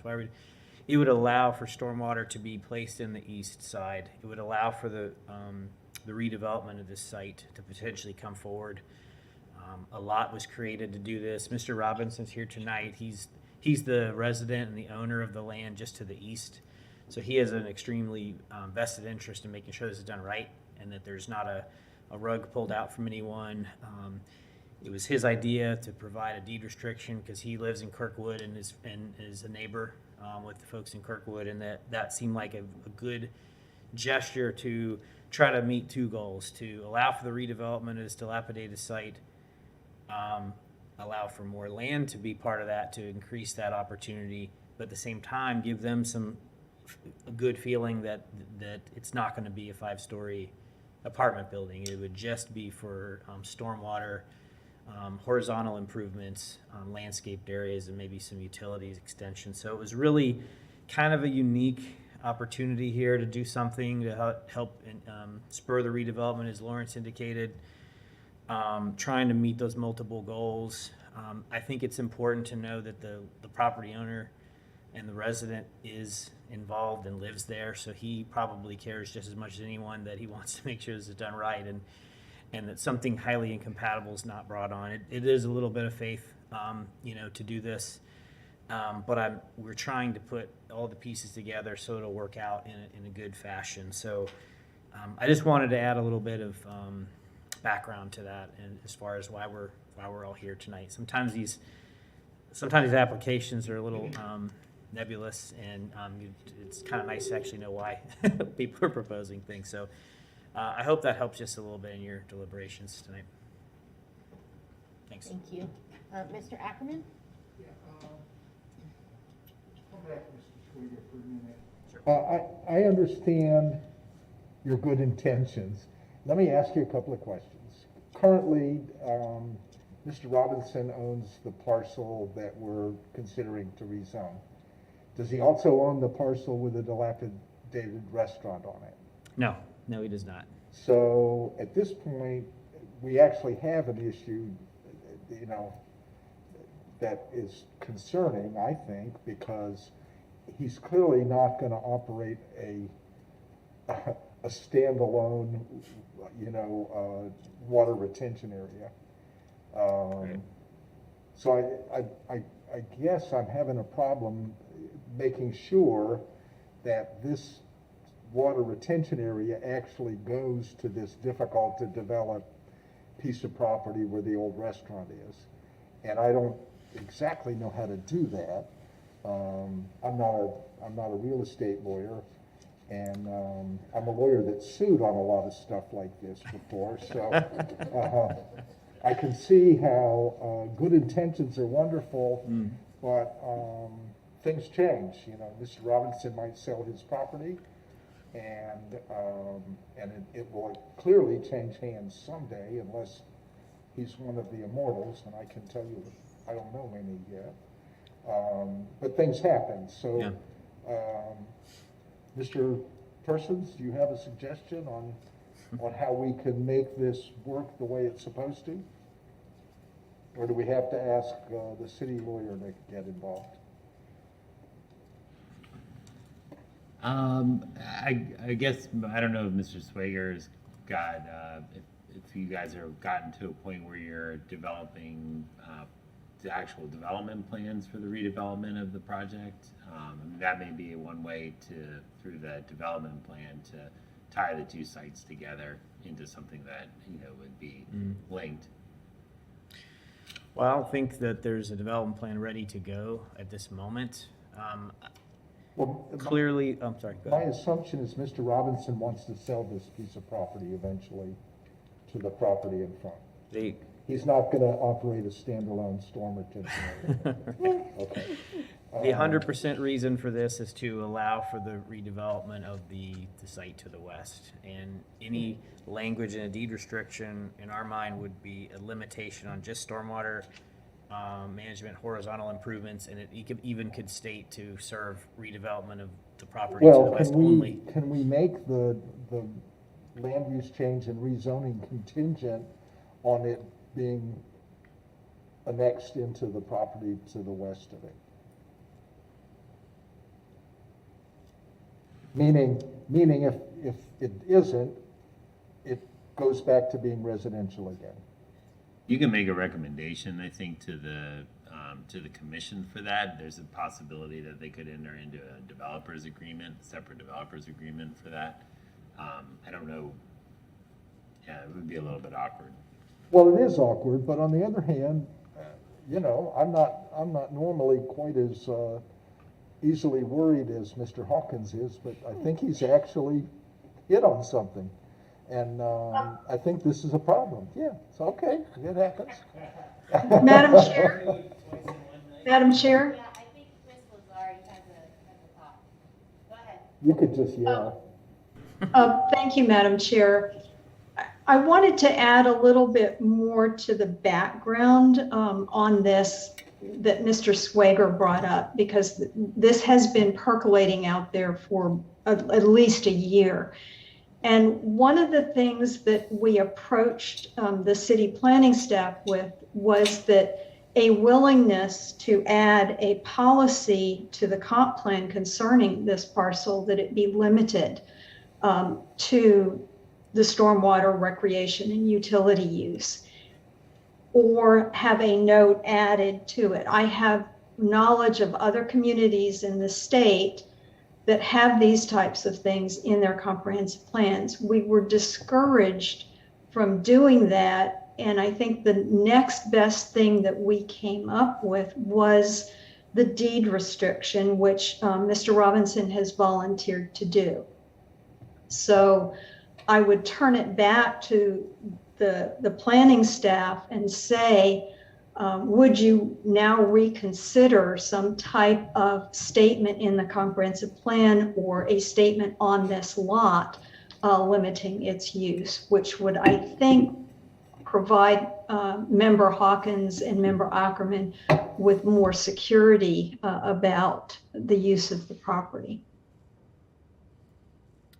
And I can reiterate, that was our original intent, and I think the city attorney's office did not prefer that option. But that certainly bridges the gap between the deed restriction hypothetical concern and what's codified in the comprehensive plan. I mean, that certainly would be very much amenable to us if that's a recommendation by the planning board. Okay. Thank you. Mr. Hurst also has his light on. I thought you Trying forgot to about get to me. you. No, we just had a lot of people jump in the middle. Yeah, I think that, there is definitely, we've identified, and I think we all agree that there's a need on South 13th for development. And I'm glad to see it because it has been somewhat of a wasteland for some time. But I think that, you know, it's obvious that there's going to be a redevelopment play here. It's obvious that you're going to need some kind of stormwater retention, some ingress, egress to the south and to the west of the project, and some depth to be able to develop. So I'm for not creating impediments to growth if we know that this is forthcoming, but trying to make some conditions for this piece of land to be a part of a development rather than, you know, I think we should just have some foresight on the land and put in provisions to make it move forward because we know this is an obvious play. It's pretty apparent. Thank you, Mr. Hurst. So, bring it back to you guys for somebody to make a motion. Seem to be some different options on the table for a recommendation. I'm down on it. If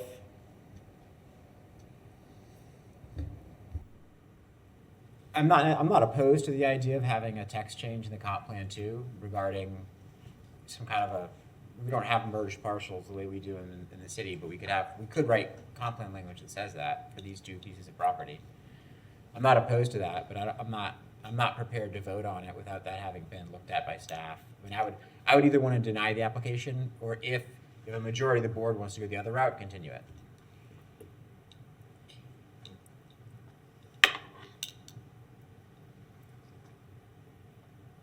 So the only thing I would say, and it came up when we saw the engineering design manual, Public Works is only making stormwater rules in this city more and more difficult. Even on redevelopment where you think you have all this impervious area to work with, like you see it and it's all paved. And you say, hey, shouldn't I get credit for all of this paved area? And you take it to Public Works and they say, well, you're changing more than 4,000 square feet of it. So no, you don't get any credit. You have to start from scratch. You have to provide stormwater for everything. And that front parcel, there's a benefit to having the area to do additional stormwater. They're gonna come back to us and explain more of these Public Works rules next month or the following month and maybe go into a little bit more detail. But as somebody who deals with that every day, stormwater is a challenge and they're making it harder on redevelopment, not easier. I really appreciate that, but to be crystal clear, we're not voting on whether this property should be a stormwater pond serving the front parcel. We're voting on whether it should have ultimately U7 zoning, because that's where it's headed if we vote yes here, which is 36 residential units, car washes, alcohol beverage establishments. Right? Not saying that there's going to put a car wash there. I don't think that makes any sense, but it's certainly reasonable that we could have the higher density multifamily fronting on 25th or some kind of a retail services fronting on 25th. So I really do appreciate your perspective on that. I just don't want us to think that's what we're voting for if we were to vote yes. Madam Chair, if I may. Yeah, I'm on TV. Yeah, Amelia's raising her hand, but you're here, so you can go first. Ladies first. Okay, Amelia, you're up. Madam Chair, thank you. And Mr. Swager, since you're there with our client, I would like to just, I guess, put out that rather than trying to deny this petition this evening, that you continue it to next month with a suggestion that we work with the city staff to come up with comp plan text language that would limit the use on this property to stormwater passive recreational facilities and utility uses. And we have examples that our firm has worked with as close as the city of Alachua comp plan that has these. And I have seen these in comp plans in the state. So I throw that out, and Mr. Swager, I defer to you now. Well, I was going to be a little more ambitious and just suggest that we submit this application. I don't even remember when. It's been months, and we had some. no quorum and advertising error, and it's been in the mill here for 8 months, I think. I mean, if you all would consider recommending approval with a recommendation that there is a concise policy in the comprehensive plan for this parcel, that there will be no building development on this parcel, it will be limited to stormwater. I think that it's probably not a bridge too far to have faith in staff to be able to write that sentence in the comp plan. If that's like where the comfort level is, that was where we kind of started with to begin. I just wanted to put that out, if you would consider that recommendation to move it forward, and if you do want to have that policy and see it, then we would of course, we could come back next month as well if that's your desire. I appreciate you thinking about all these issues.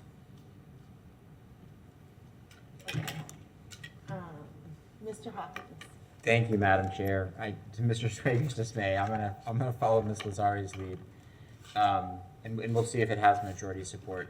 I move that the City Plan Board continue items 210571, which is the land use change, and 210570, which is the proposed rezoning, to our next publicly noticed meeting, and request that staff evaluate whether we could adopt a text amendment to the comprehensive plan to require that if the subject property were developed, it be in a unified site plan with the property at the northeast corner of Southwest 25th Place and Southwest 13th Street.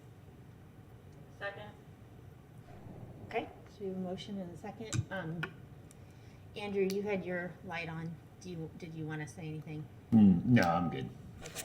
And Mr. Ackerman, you also did. Do you want to make a comment? I actually had a question just to clarify from Mr. Schwager, which I'll do just in case this motion doesn't carry, which is the offer you're making is that if we passed the proposal tonight for this land use change, that we could make it contingent on a text amendment that would restrict the use of this to storm retention, recreation, utility easement. That is correct. Okay. I would support that, but you've got a motion on the floor, so have at it. Okay, so we have a motion on the floor to continue this item and the following item. So we'll take a vote on that. All those in favor of continuing it, please say aye. Aye. Okay, 2 in favor and opposed? No. Okay, 3 opposed, and I can't vote on this. So that fails 3-2. Okay, Okay, so Mr. Ackerman, do you want to take a stab? I'll take a run.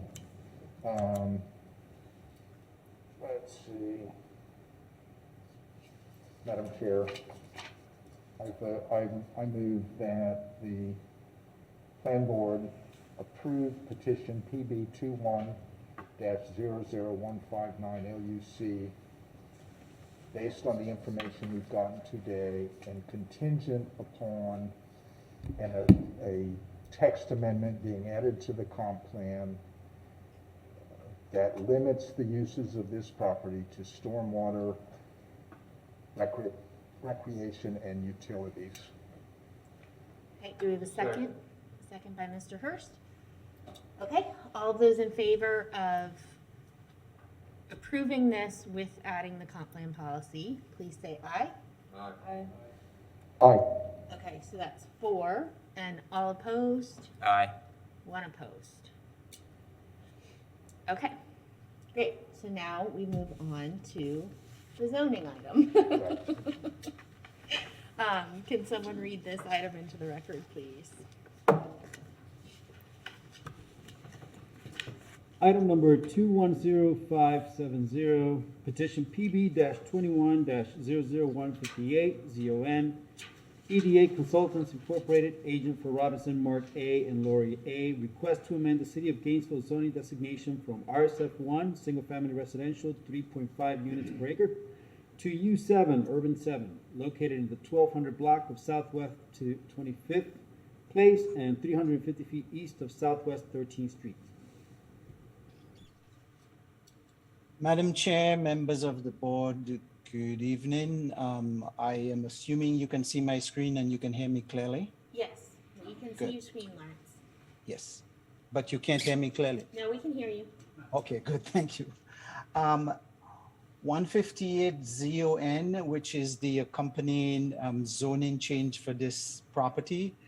The request is to rezone it from RSF1 to U7.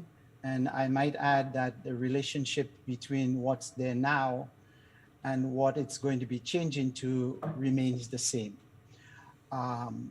With that, again, the project was intended to do utilities and stormwater.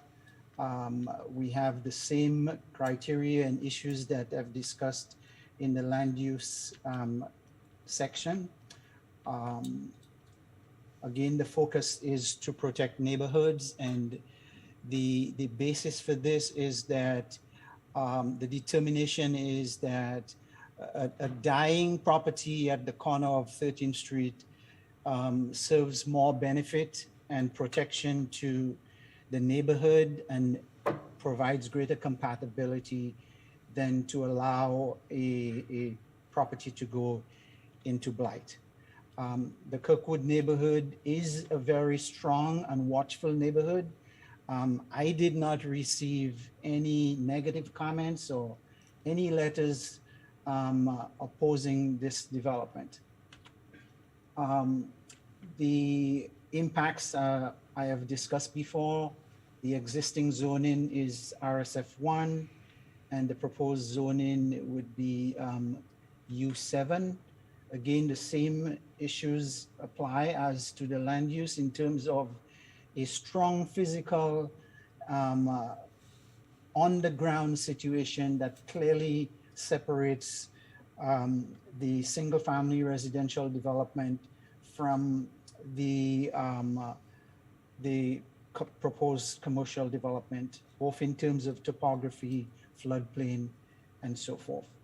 And we look at it as a single-family intrusion into this area. And part of the reason this may have happened is that when we do look at citywide rezoning, the attention to boundaries are not as detailed as when you look at a specific parcel and examine the details of what goes on. So that may not have been the best approach to create that property as single family encroaching in there. But nonetheless, we deal with the situation that's at hand. So given that, of course, I talked about what is happening on 13th Street is the growth and implementation of form-based and transect zoning. We have seen to be very successful all along the corridor adjacent to this development. And this is just one additional step in the process of creating better development. And I strongly emphasize better development. Again, we have to realize that, and the Development Review Board denied a request for outdoor storage on 13th Street because the neighbors came out and complained about that, because 13th Street has a defined set of some negative characteristics that we really have to pay a lot of attention, come up with nice mechanisms and to protect the neighborhood. And in this case, staff has determined that we are on the right track in this case. Again, in terms of looking at the criteria, we have looked at all of these criteria that's listed in the code for zoning, and we've determined that it meets those criteria. Again, the existing topo and the application requires that to rezone to transect, you must be adjacent to a transect. In this case, it is transect to transect. so it meets this requirement. The acreage has the characteristics, the area has the characteristics of a transect zone area, as I've shown before here. We think that the determination is that the impact on the neighborhood would be positive rather than create any negative impacts there. So with that, the recommendation is to approve the development and forward a recommendation of approval to the City Commission. Thank you, Mr. Calderon. Are there any questions for staff on the rezoning? Okay, seeing none, does the applicant have a presentation on this? Yes, Madam Chair, thank you very much, and Plan Board members, O'Neil Lazari with EDA Consultants. We won't go through our full presentation. We will just ask that you recommend approval of petition PB-21-158-ZON and understand that a land use policy would determine and is overriding what the zoning would allow, such that, again, with that text change, it would be limited to the utility use, stormwater, and recreational paths. If there are any questions from the Plan Board, I'd be happy to answer them. Any questions for the applicant? Okay, I don't think so, Ms. Lazari, thank you. So bringing it to the board for discussion or a motion on the rezoning. You want to ask for public? Well, we can, but there's no one here. Is there anyone from the public that would like to speak to this petition? Nobody here.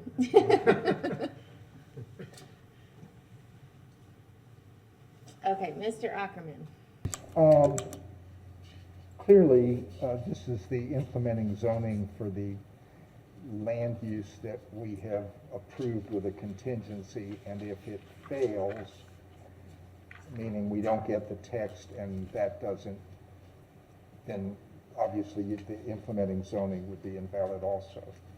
Nonetheless, I would make a motion that the Plan Board approve petition PB-21-00158-ZON based on the information we have here today. In addition, I would like to make it explicit that this zoning change is contingent on a satisfactory text change added to the land use code that will restrict this property to use as stormwater storage, recreation, and utility easement. Okay, a second from Mr. Hurst. All of those in favor, please say aye. Aye. Any opposed? Aye. Okay, one opposed, 4. So that passes. Okay. Thank you. Can staff read the next item into the record, please? A new business. Item number 210834, special use permit to allow for a car wash on property with mixed use, medium density land use, and mixed use, medium intensity zoning district. Petition PB-21-00166 SUP, Baxis Infrastructure Incorporated, agent for Oakwood Gainesville Parcels LLC. Request for this special use permit to allow for the construction of a car wash on a property with the said zoning, generally located on Highway 441, Northwest 13th Street, near Northwest 23rd Street, and I will be doing that presentation. Great, thank you, Mr. Castillo. I'll also be recusing myself from this petition. I haven't sent you the form yet, but I will send it to staff tomorrow. Madam Yes, Mr. Ackerman. I want to quack for a moment. This parcel is theoretically on 441. It's completely unposted at the moment. I don't know that it ever has been posted. And I would add that. We also have another project that is in the same general area across from the Dunkin' Donut, and it does in fact have a special use permit poster on it with absolutely nothing written on it, completely blank. And we get an awful lot of flack for failure to give adequate notice. And one of the ways that the public at large sees it is by posting. And I think this is a big problem for me. Mr. Ackerman, just for the record, there was sign posted for the special use permit. I personally did that, and I have. I'm sorry, say that again? There was a sign posted for this special use permit. I personally did that, and I have photographic evidence to show, so. Well, it's not there now. In fact, I took a picture of it not being there. And I took a picture of the one that's across from the Dunkin' Donuts, and it's absolutely blank. It does have our sign there, but it doesn't say anything about what it's for, why it's there, anything. And I'll be happy to show you pictures if you like. Interesting. Mr. Persons, do you have? I was gonna thoughts on say, I that? think on the second one, because I obviously signs come down. It's not the city's responsibility to make sure that the sign is up, the entirety before it's heard. But on the second sign that you mentioned, my recommendation would be, because I can't verify that, but if that's the case, then my recommendation would be that continue that to the next meeting. So, just to be clear, the Mavis special use permit is the one that has a blank sign, and the car wash special use permit is the one that has a sign that appears to have weather, vandal, whatever. Okay. Hi, good evening, City Planning Board. Can I interject on the Mavis special use permit? I have pictures that the applicant posted the special use permit sign. There's actually 2 signs for that property. And Can you zoom in on the pictures and tell if there's actual, like, content, like the Sure. date of the meeting and what it is asking for? Yes, I can. That I can show that if you want on the next So- item when it's read. So this might be difficult. This might be asking a lot for staff, but is there a way, we get sort of a copy usually in the backup of the neighborhood meeting notices and all of that, right? Because, we want to see the notes and we want to make sure the notices went out. Is there a way, you all do have an affidavit, you do require photos be submitted typically, and I know that doesn't happen until like 2 weeks before the meeting, but it's before the agenda is posted. Is there a way that can be included in our backup in the future? Yeah, I think we could talk about that and figure out, that sounds reasonable. It would have to be sort of a last minute, addition, but it would be helpful because of, things like this. well, and I don't want to make it sound like I drive around looking at posted things. It's just this one happens to be right next to a place I get gas on a regular basis. And the one on 441, I go north on 441 past there, and there's just no sign of it. I did notice today when I went closer that there's 2 sticks there, but there's nothing else. I mean, it's not laying on the ground. It's nowhere to be found. And to me, I think to the general public at large, the various notices that we send, that's by far the most prominent one that people say, I saw a poster. And I don't know if anybody looks at it, but at least you can say we posted the property. And so that concerns me when we don't have any evidence of doing it. And I just wanted to add, it is, as Member Ackerman said, it is one of the ways that we do notice, including we also, of course, send mailed notice as well, prior to the hearing to supplement the signs, which do sometimes get torn down. Right. Yeah, that's what I was gonna say. I mean, there's probably other ways to supplement the sign. We don't know how long the sign was down, so making a lot of assumptions, and if you hadn't seen the sign, we wouldn't even know. And that's absolutely true. But it is an issue, but I think it's fair to at least hear it. They could all be missing, and I just happen to see these two because they're right next to each other. I think we can work on the, on trying to get the sign affidavit into the backup.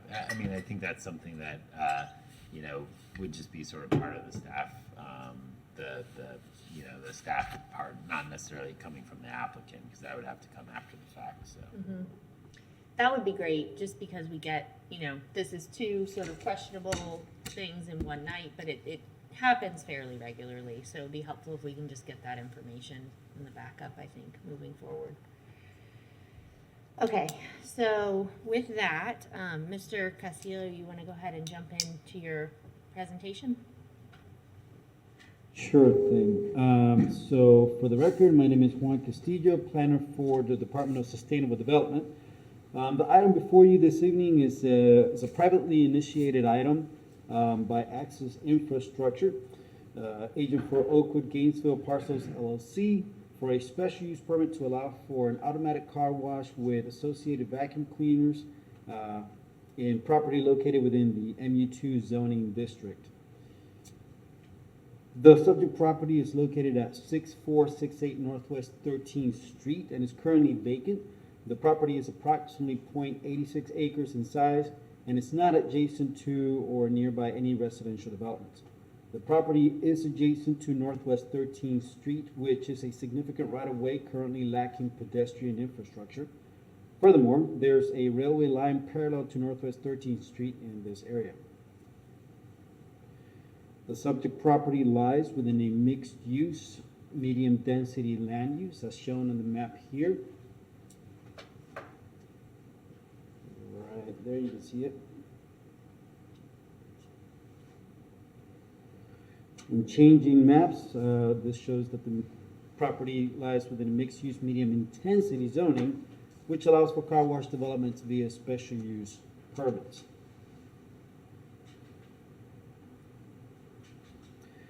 As stated earlier, the special use proposal is for an automated car wash that will be located within the existing Northwood Village Shopping Center. The development will have access off of Northwest 13th Street, as well as providing connections to the Northwood Village Shopping Center, along with sidewalks per land development code. There are two openings to the car wash tunnel. One opening will be facing the rear of the development, and the second opening will be facing the side of the development, with automobiles turning within the interior of the tunnel to avoid a front-facing tunnel opening per land development regulations requirements for car washes. Given the outer-oriented function of the development, the building is not expected to house patrons and will primarily be used for automobiles and employees. The front of the building will have a front with a non-operable door and glazing to provide the aesthetics of a regular building and to provide a design that is pedestrianly scaled and friendly. This is another rendition of what the elevation looks like. The applicant is proposing to add landscape to further buffer and improve the aesthetics along Northwest 13th Street, which includes the planting of trees and shrubs per land development code requirements. As a note, the building that you are seeing here does not reflect the new footprint showing the extended building with the interior car turning area. However, it's shown here to give you an idea as to the proposed landscape. Staff has reviewed their application and has found that it meets the special use review criteria found within our land development code. This includes consistency with the comprehensive plan, compatibility with surrounding uses, and special requirements for particular uses, in this case, regulations for car wash automotive services. The full review can be found in your report. Staff has not received any letter of opposition for this item. Therefore, staff is recommending the approval with conditions of the special use request before you. The conditions include sidewalk requirements connecting to the proposed development to the shopping center and front facade design requirements. Thank you, and I am available for any questions that you may have. Thank you. Are there any questions for staff on this petition?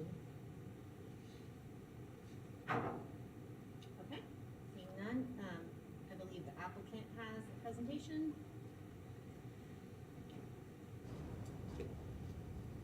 Good evening, Madam Chair and board members. I'm Clay Swegger with EDA Consultants. I am a sub-consultant for the applicant, which is Axis Infrastructure. And they've asked me to be here tonight in person as they are out of state, but they are in the virtual room tonight. I'd like to introduce them to you. Teresa and Luke are with the civil engineering team, and Danielle is the project architect, and Josh Ligon is the developer. This is a mod wash, express car wash that's being proposed in the city of Gainesville. And I'd like to take I won't take much of your time, but I would like to go through a brief presentation just to make sure that we've covered the bases on our consistency with the city regulations. Luke is going to help me out, and when I say next slide, he's going to move to the next slide. So next slide, please. Thanks. So this is an aerial photo showing the area. You've got the Northwood Village Shopping Center just to the southeast of this parcel. It's essentially an out parcel that's been there for decades. That shopping center's several decades old. There's a carpet store to the west, an auto parts store to the east. US 441, State Arterial Road, is our road frontage with a railroad on the other side. It's a very commercial, established type of pattern in this area. There's no residential development nearby. The closest is multifamily, over 700 feet to the west on the other side of the shopping center. So I just wanted to give you an overall context of this. I know that a lot of what the code looks at is compatibility with residential areas, particularly for this use. And so this is in that regard, is an ideal location for this type of use. Next slide, please. This is just a zoomed in image. It's a completely cleared site, a grass field, essentially an out parcel. It does have access to the shopping center internally, and then the external front access is to US 441. Next slide, please. This is just a section of the code that indicates that MU2 zoning does allow car wash facilities as a special use permit at the purview of this board. Next slide, please. Zoning map for the city of Gainesville does show that non-residential pattern in the surrounding area. You've got a commercial PD to the northwest, MU2 zoning to the south and to the southeast, and then non-residential uses on the other side of 441. And again, nearest residential use or activity is over 700 feet away. Next slide, please. So this is the proposed site plan that's in your backup material. It's fairly simple. It's a small site. It includes one building, which is an express car wash. It provides cross-access and interconnectivity. There's both vehicular and pedestrian connections to US 441. Also vehicular and pedestrian connections to the shopping center in the rear. I circled the portion of the sidewalk in red because the site plan has been updated to indicate sidewalk connection to the proposed sidewalk on 441 per the city staff conditions. So this is just an updated slide. In yellow is the building. One of the most important design changes that the applicant agreed to for this project is that the exit or entrance, for that matter, of the car wash cannot face the street. And so they made significant design changes to their building to ensure that that did not happen. Before, the exit was facing directly to US 441, which was not consistent with the city's regulations.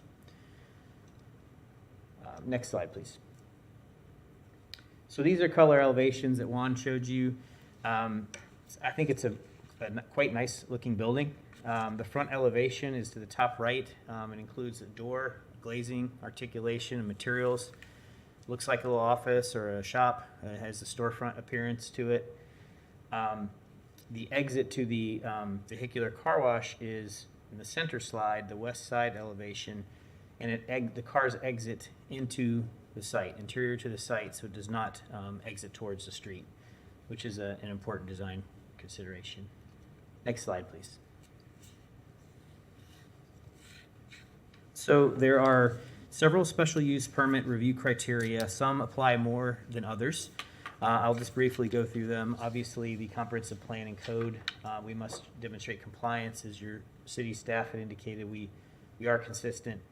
The mixed-use medium land use designation has MU2 as an implementing zoning district, which allows the plan board to approve these as special use permits, as long as they meet the applicable design criteria. And that dovetails with policy 5.2.1, which require land development regulations for building design for auto-oriented uses.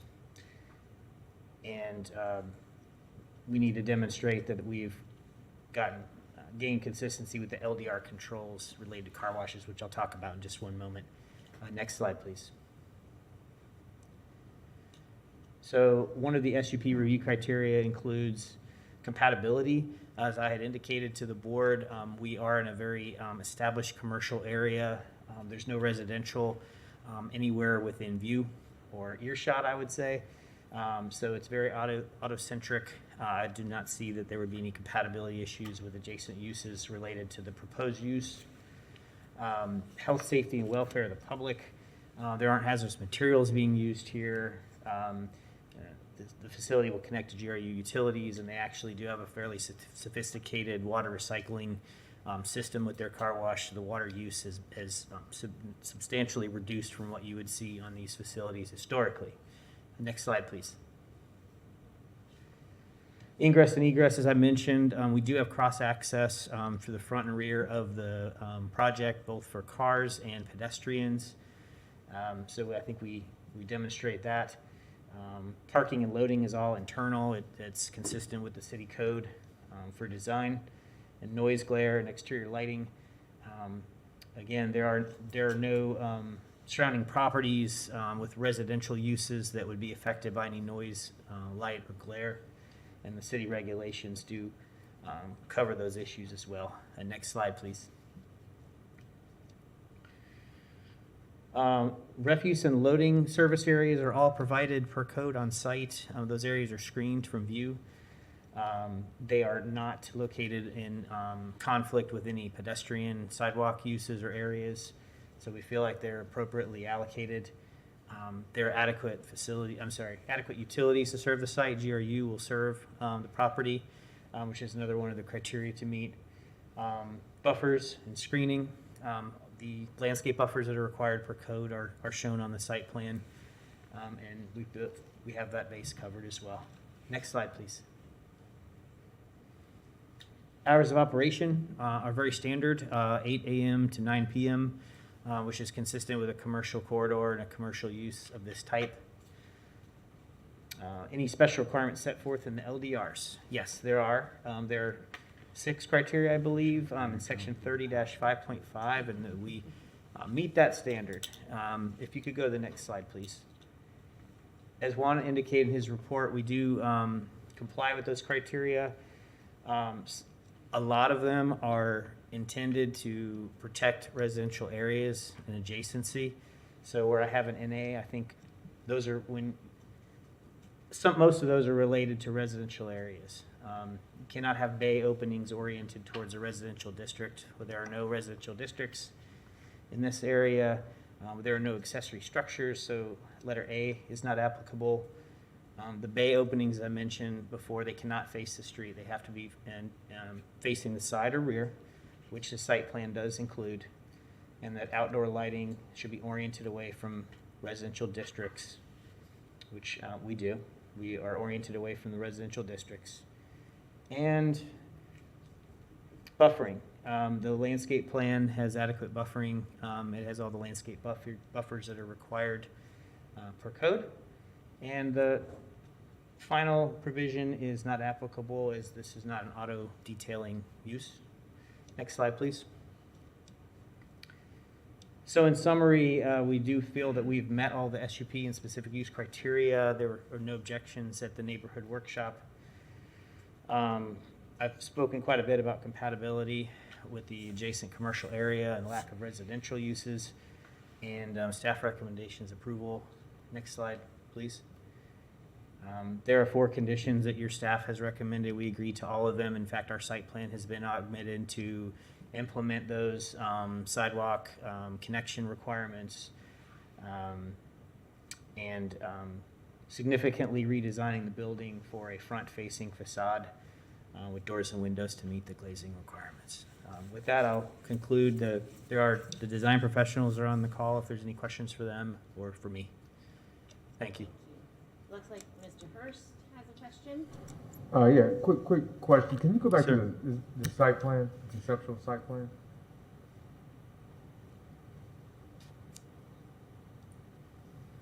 Luke is doing a really good job with these slides. Yes, sir. Yeah, so I think this is going to be wildly popular. I live in the Millhopper area, and there's nothing like this around. We were going all the way over to Tropics over on Archer Road. I know the issue over there is that, you know, sometimes on a Saturday and Sunday, the stacking can get to such to where there's traffic impediments going. It looks like it's coming from one direction. With there being no left in from the westbound traffic, have you guys done any traffic studies, or do you foresee any issues with stacking coming into the drive-through, particularly on the weekends, and causing any traffic issues on 441? That's a good question. I'll field that one, and if anyone else on the team wants to elaborate, the good thing about this design is that the queuing and the stacking is as far from 441 as possible, and so it would have to be a tremendous amount of backup to get to 441, and we have this luxury of a shopping center right there, which allows for those private driveways, which they have ingress egress rights. So there's very safe amount of, you know, busiest time of day overflow stacking that wouldn't be in any public right of way. I know we've had some issues with drive-throughs in town where there has been stacking in the right of way, and this, I wouldn't envision that happening here at all.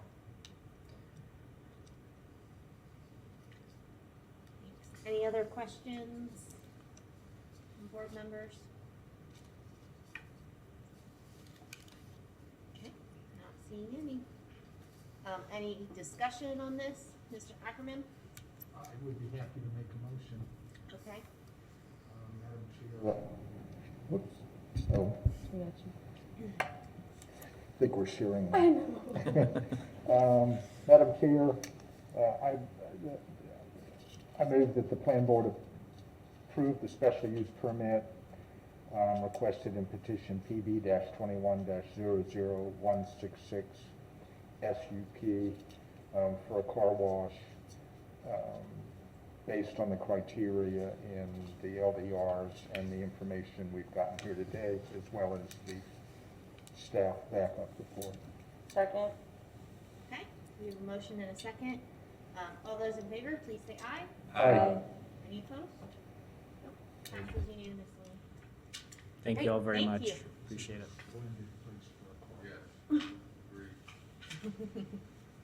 Jason's excited. He'll be first in line.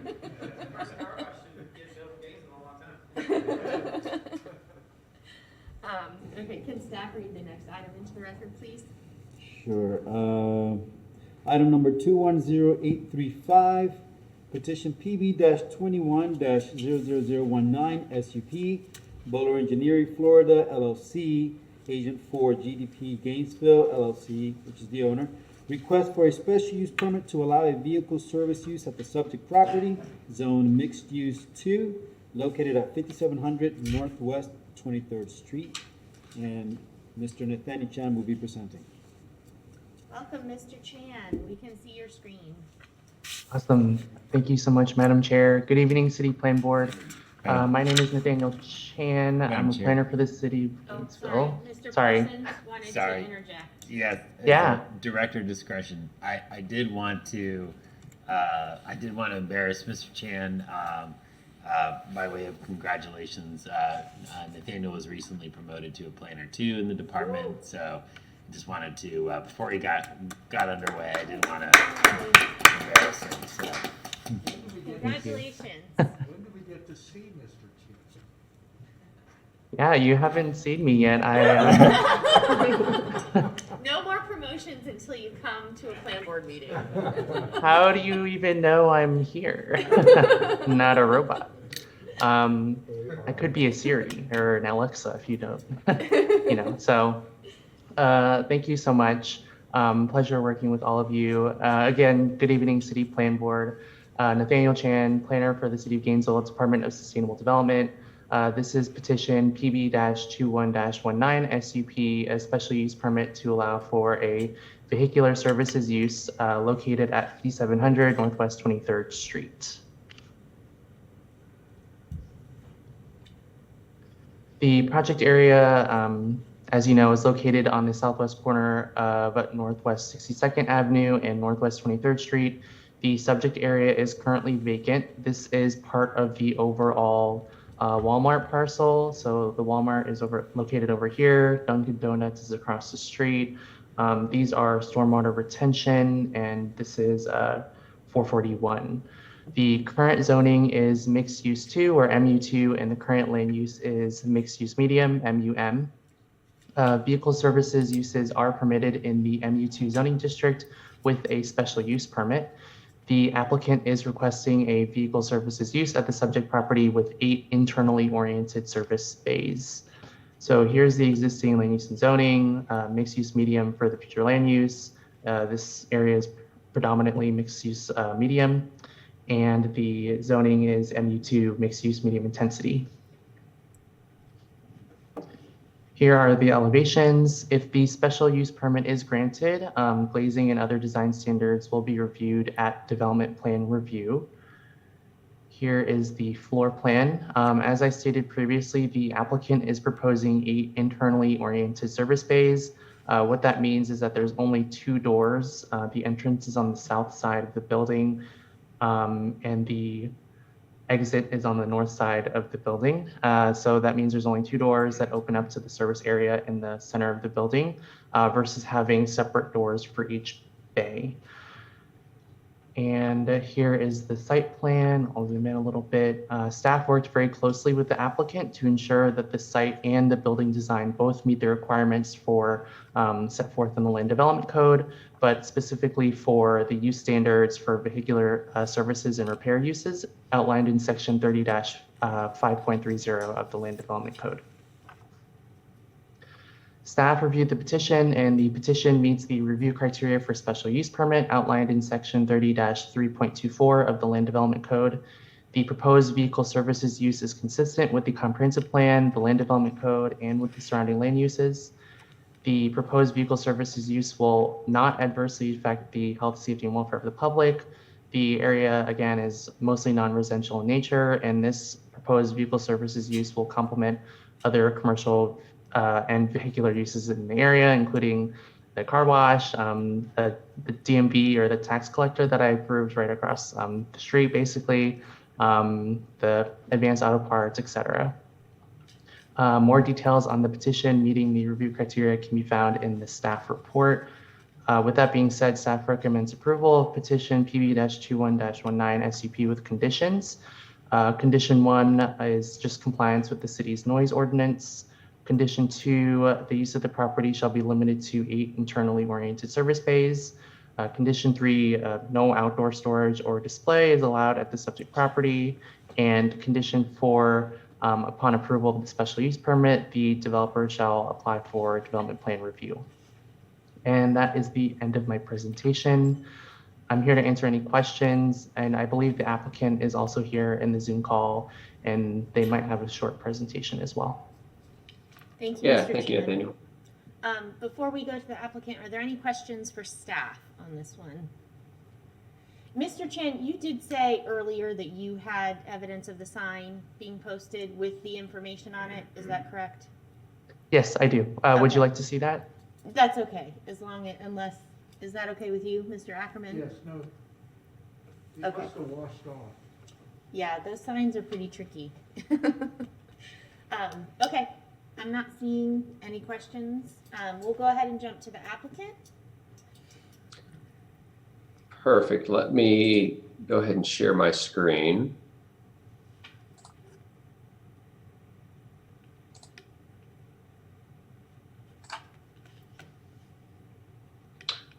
So good evening, Kyle Morrell, Boulder Engineering. We are representing the applicant for the proposed project.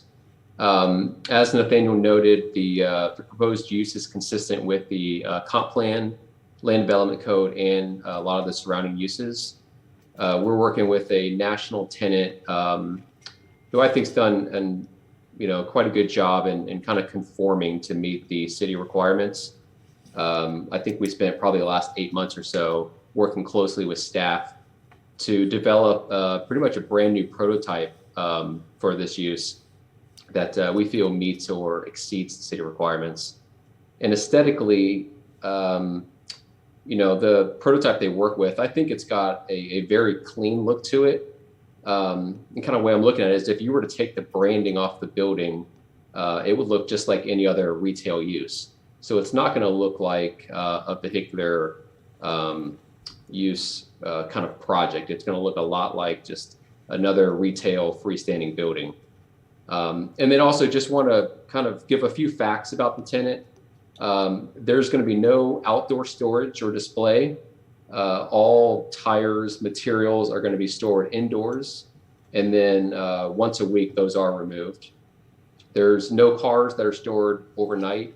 The only exception being if a customer wants to drop their car off after hours to get a morning appointment. Hours of operation are generally from 8 a.m. to 6 p.m. There'll be no work on the outside of the building, no repairing or whatnot. All service bays, as Nathaniel noted, are going to be internal to the building. So there are going to be a maximum of 8.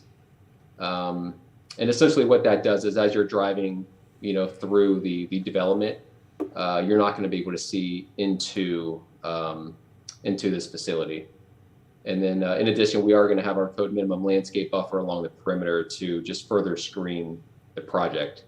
So with that, I don't want to take up any more of staff's time. We're here for any questions you may have. Thank you. Any questions from the board about the project?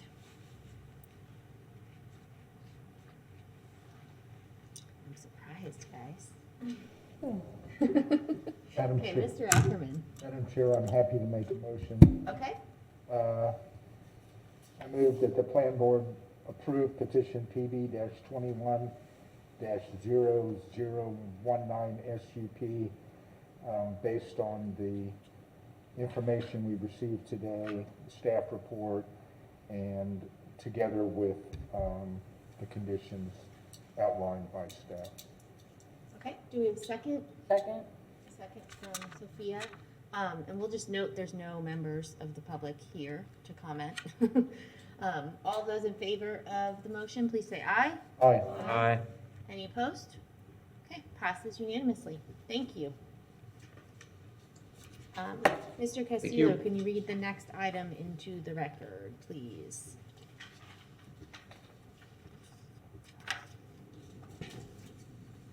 Item number 210729, comprehensive plan amendment, property rights element. This is an ordinance of the city of Gainesville, Florida, amending the comprehensive plan of the city of Gainesville by adding a property rights element, providing directions to the city manager, providing a severability clause, providing a repealing clause, and providing an effective date. And I will be presenting this item as well.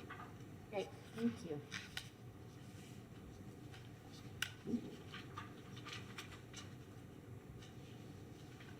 As soon as I get it up and running.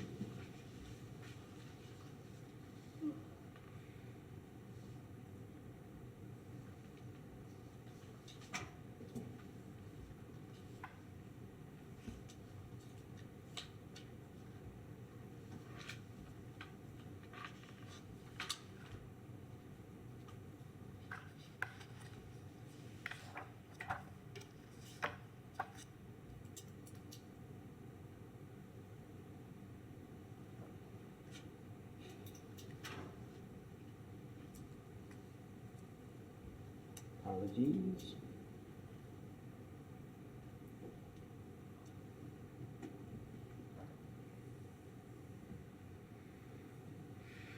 There we go. All right. Well, for the record, my name is Juan Castillo. I'm a planner with the Department of Sustainable Development. The item before you this evening is a city-initiated request to amend the city's comprehensive plan in order to add a property rights element in accordance with new state requirements as of June 29th of this year. The state has informed us that any items necessitating state review will not be processed until we adopt the property rights element that is before you into our comprehensive plan. This has, of course, the potential to delay current and future developments. Before you this evening, there are two suggestions for the property rights comprehensive plan language. Staff is asking that you identify one of the suggestions for recommendation to the City Commission. The first suggestion is language drafted by staff using the provided template by the state, as well as using the county's adopted language. This proposal meets the requirements outlined in the state's property rights bill, and again follows closely as to what the state has suggested that the property rights bill should contain. An example of the proposed is right before you, and it's also found within your report. The second suggestion is a proposal from 1,000 Friends of Florida. The language meets the state requirements, but it also expands the scope of decision outside of land use and planning. Again, staff right before you is an example, and the full example is located within your staff report. Staff is asking for you to identify one of the suggestions options before you to bring before the City Commission. And with that, I conclude my presentation, and I am here for any questions that you may have. Thank you. Okay. Mr. Hawkins, I have a feeling you had thoughts on this. I don't have a lot of thoughts. I think, I mean, the state amended the rules. We're required to adopt the element. I think between the two, the one in Exhibit B is more comprehensive, and I like its additional focus on due process rights in addition to property rights. So I move approval of petition 210729 with the language proposed in Exhibit B. Second. Okay. Any other discussion, or do we want to go to a vote? I don't see any other lights. Okay. All those in favor, please say aye. Aye. Any opposed? I'm going to say no. I preferred the other one, but Just on principle, yeah. yeah, just for simplicity, but we'll see what the City Commission does. Okay. Okay, great. Next item. Another right-of-way vacation.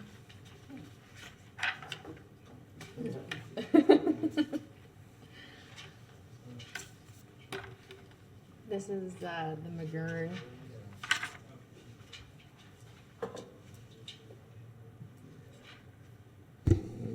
Took me a second to get my bearings there.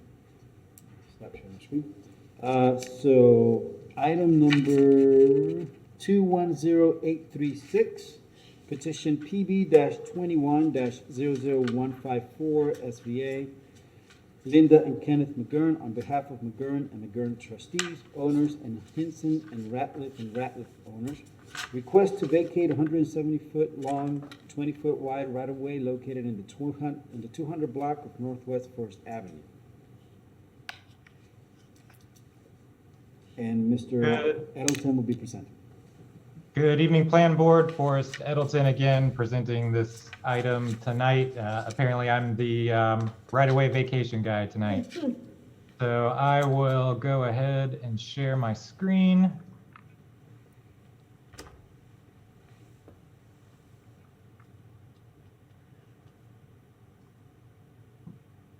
And you should all be seeing it now.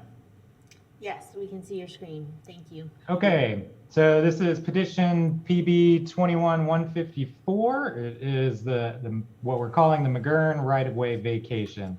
You can see in the image to the right here where the subject right-of-way is. This one is a little atypical, if you will, in that this right-of-way actually is overlaying 3 parcels rather than being its own separate right-of-way. And that is because it's gone as unidentified and has not been a part of any sort of maintenance program or operations that the city has controlled to date. So really, when the applicant went to go and do their due diligence, they discovered this right-of-way and are seeking to vacate it. You can see here the surrounding zoning is downtown. Of course, our most intense of zoning use. The land use surrounding it is in the urban core. This is downtown in our urban core area. The right-of-way itself is very small. It's 0.09 plus or minus acres of right-of-way. And as I said, it's gone as unidentified right-of-way to date. Here is the right-of-way vacation criteria. You've already heard it tonight, so I will not go through each item here. Suffice it to say, as it has gone unidentified, it really does not, has not provided public benefits as a right-of-way. It has not been improved as a right-of-way. It's not been maintained as a right-of-way. Vacating it will allow the area to remain consistent with block size requirements. It will remain consistent with the comprehensive plan. It will not deny access to private property or impact public safety. And it will really facilitate the redevelopment of the block into a certainly a higher intensity use and than the vacant property that it is today. And really with that, it's simple and straightforward. I am obviously here to answer questions, and the applicant's representative is here as well. Linda McGurn is on the call if you have any questions for the applicant. Thank you, Mr. Edelton. Any questions for staff on this? Okay, not seeing any lights. Ms. McGurn, did you want to make a presentation, or are you just there for questions? Feel free to bring your presentation up if the applicant has a presentation. Madam Chair, Plan Board, I'm just here to answer questions. Okay, great, thank you. Does anyone have questions for the applicant? Okay, not seeing any. Thomas left the room, I can't believe it. He's gonna let 2 right-of-way vacations go, easily. Do it while he's gone. Mr. Ackerman. I move that the Plan Board approve petition PB 21-00154 SVA based on the testimony today as well as the staff report. And I would add, this is a splendid right-of-way to vacate. Do we have a second on that motion? Okay, second for Mr. Ye. All those in favor, please say aye. Aye. Okay. Any opposed? Nope, passes unanimously. Thank you. Thank you. Okay, so the next 2 items we've already heard. That brings us up to the comp plan stuff, or did you guys talk about moving that before I got here? Okay. Did we talk about a date, or you're gonna send an email around to figure out a date? Yeah, we'll send an email around. We were thinking probably sometime first or second week of February, and we would do it on Zoom in the evening. So we'll get with you on some good dates. Okay, great. Any member comments? Mr. Persons, did you have something else? Oh, I did, but I can wait until the okay. the member comments then. Okay, Thomas? I just have a request for staff. I know it impacts me when we get our agendas less than a week ahead of time. I know that for members of the public who are interested in following what we're doing and potentially communicating with us, having less than a week really inhibits their ability to participate. So I ask that we see if we can get our agendas available to us at least a week ahead of time. Absolutely, that's our goal. This was obviously a sort of a monster. Yeah, it's been a wonky time. Yeah. I think, but absolutely, that's I second that. Yeah, I would say at minimum by the Friday, because I generally try to look this stuff over on the weekend. So at minimum, if it can't be the Thursday before, the Friday before. Yeah, absolutely. Because that way at least we have the weekend to review everything. That's really helpful. I would echo that as well. Mr. Persons, did you have another update? I did actually. I had, well, I mean, I have a lot of updates, but probably none of you want to really talk about. A lot of things happening at the city these days. It is a dynamic time, I will say. I will say I have two really positive announcements. We have two new planners starting in the department. These are positions that have been vacant for quite a long time that we're moving forward and we're filling, which is awesome. We have a planner named Dan Zhu. She's coming from, she's working currently in Marion County. She's coming up here to work for us. By all accounts, she's wonderful. We've had a chance to meet her. She stopped by the office. So she starts Monday. So I'm sure you'll be seeing her around the office as well as here at the planning board. We also have hired Femetta Lewis, who was here tonight actually.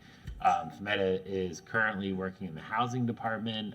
She has been an instrumental staff member working on the city's affordable housing action plan and has worked with us. So we're really excited to have her on board as well. So yeah, the two positive announcements of new staff. So. Can I ask one other question? So there's a study out on the inclusionary and exclusionary zoning. I know it's going to the city commission next week. What is the plan for that type of information or draft amendments coming to us, if you have an idea? Yeah, so actually the commission already heard the study. Oh, okay. Yeah, they heard the results of the study. And thank you for reminding me. I was going to bring that up actually tonight. So the commission moved two parts of the motion. They moved that the staff bring back recommendations through the process to them for the exclusionary zoning amendments by April. So they gave us a very, very tight turnaround time. And then on the inclusionary housing program, they said, yes, we want that back as well, but there's still some more internal sort of collaboration inside of the city, not so much on I mean, obviously an ordinance has to be drafted and we have to, make amendments to the land development code. But there's still some sort of logistics to work out about who's on first in terms of who's going to help administer the program sort of long term. So we anticipate bringing, because of the tight turnaround, we're going to probably be bringing petitions to you in February to start considering. So on the exclusionary part. Okay, are we going to get a summary of that as well, kind of at the same time? I think I can send you guys tonight both the full report and the presentation that was given.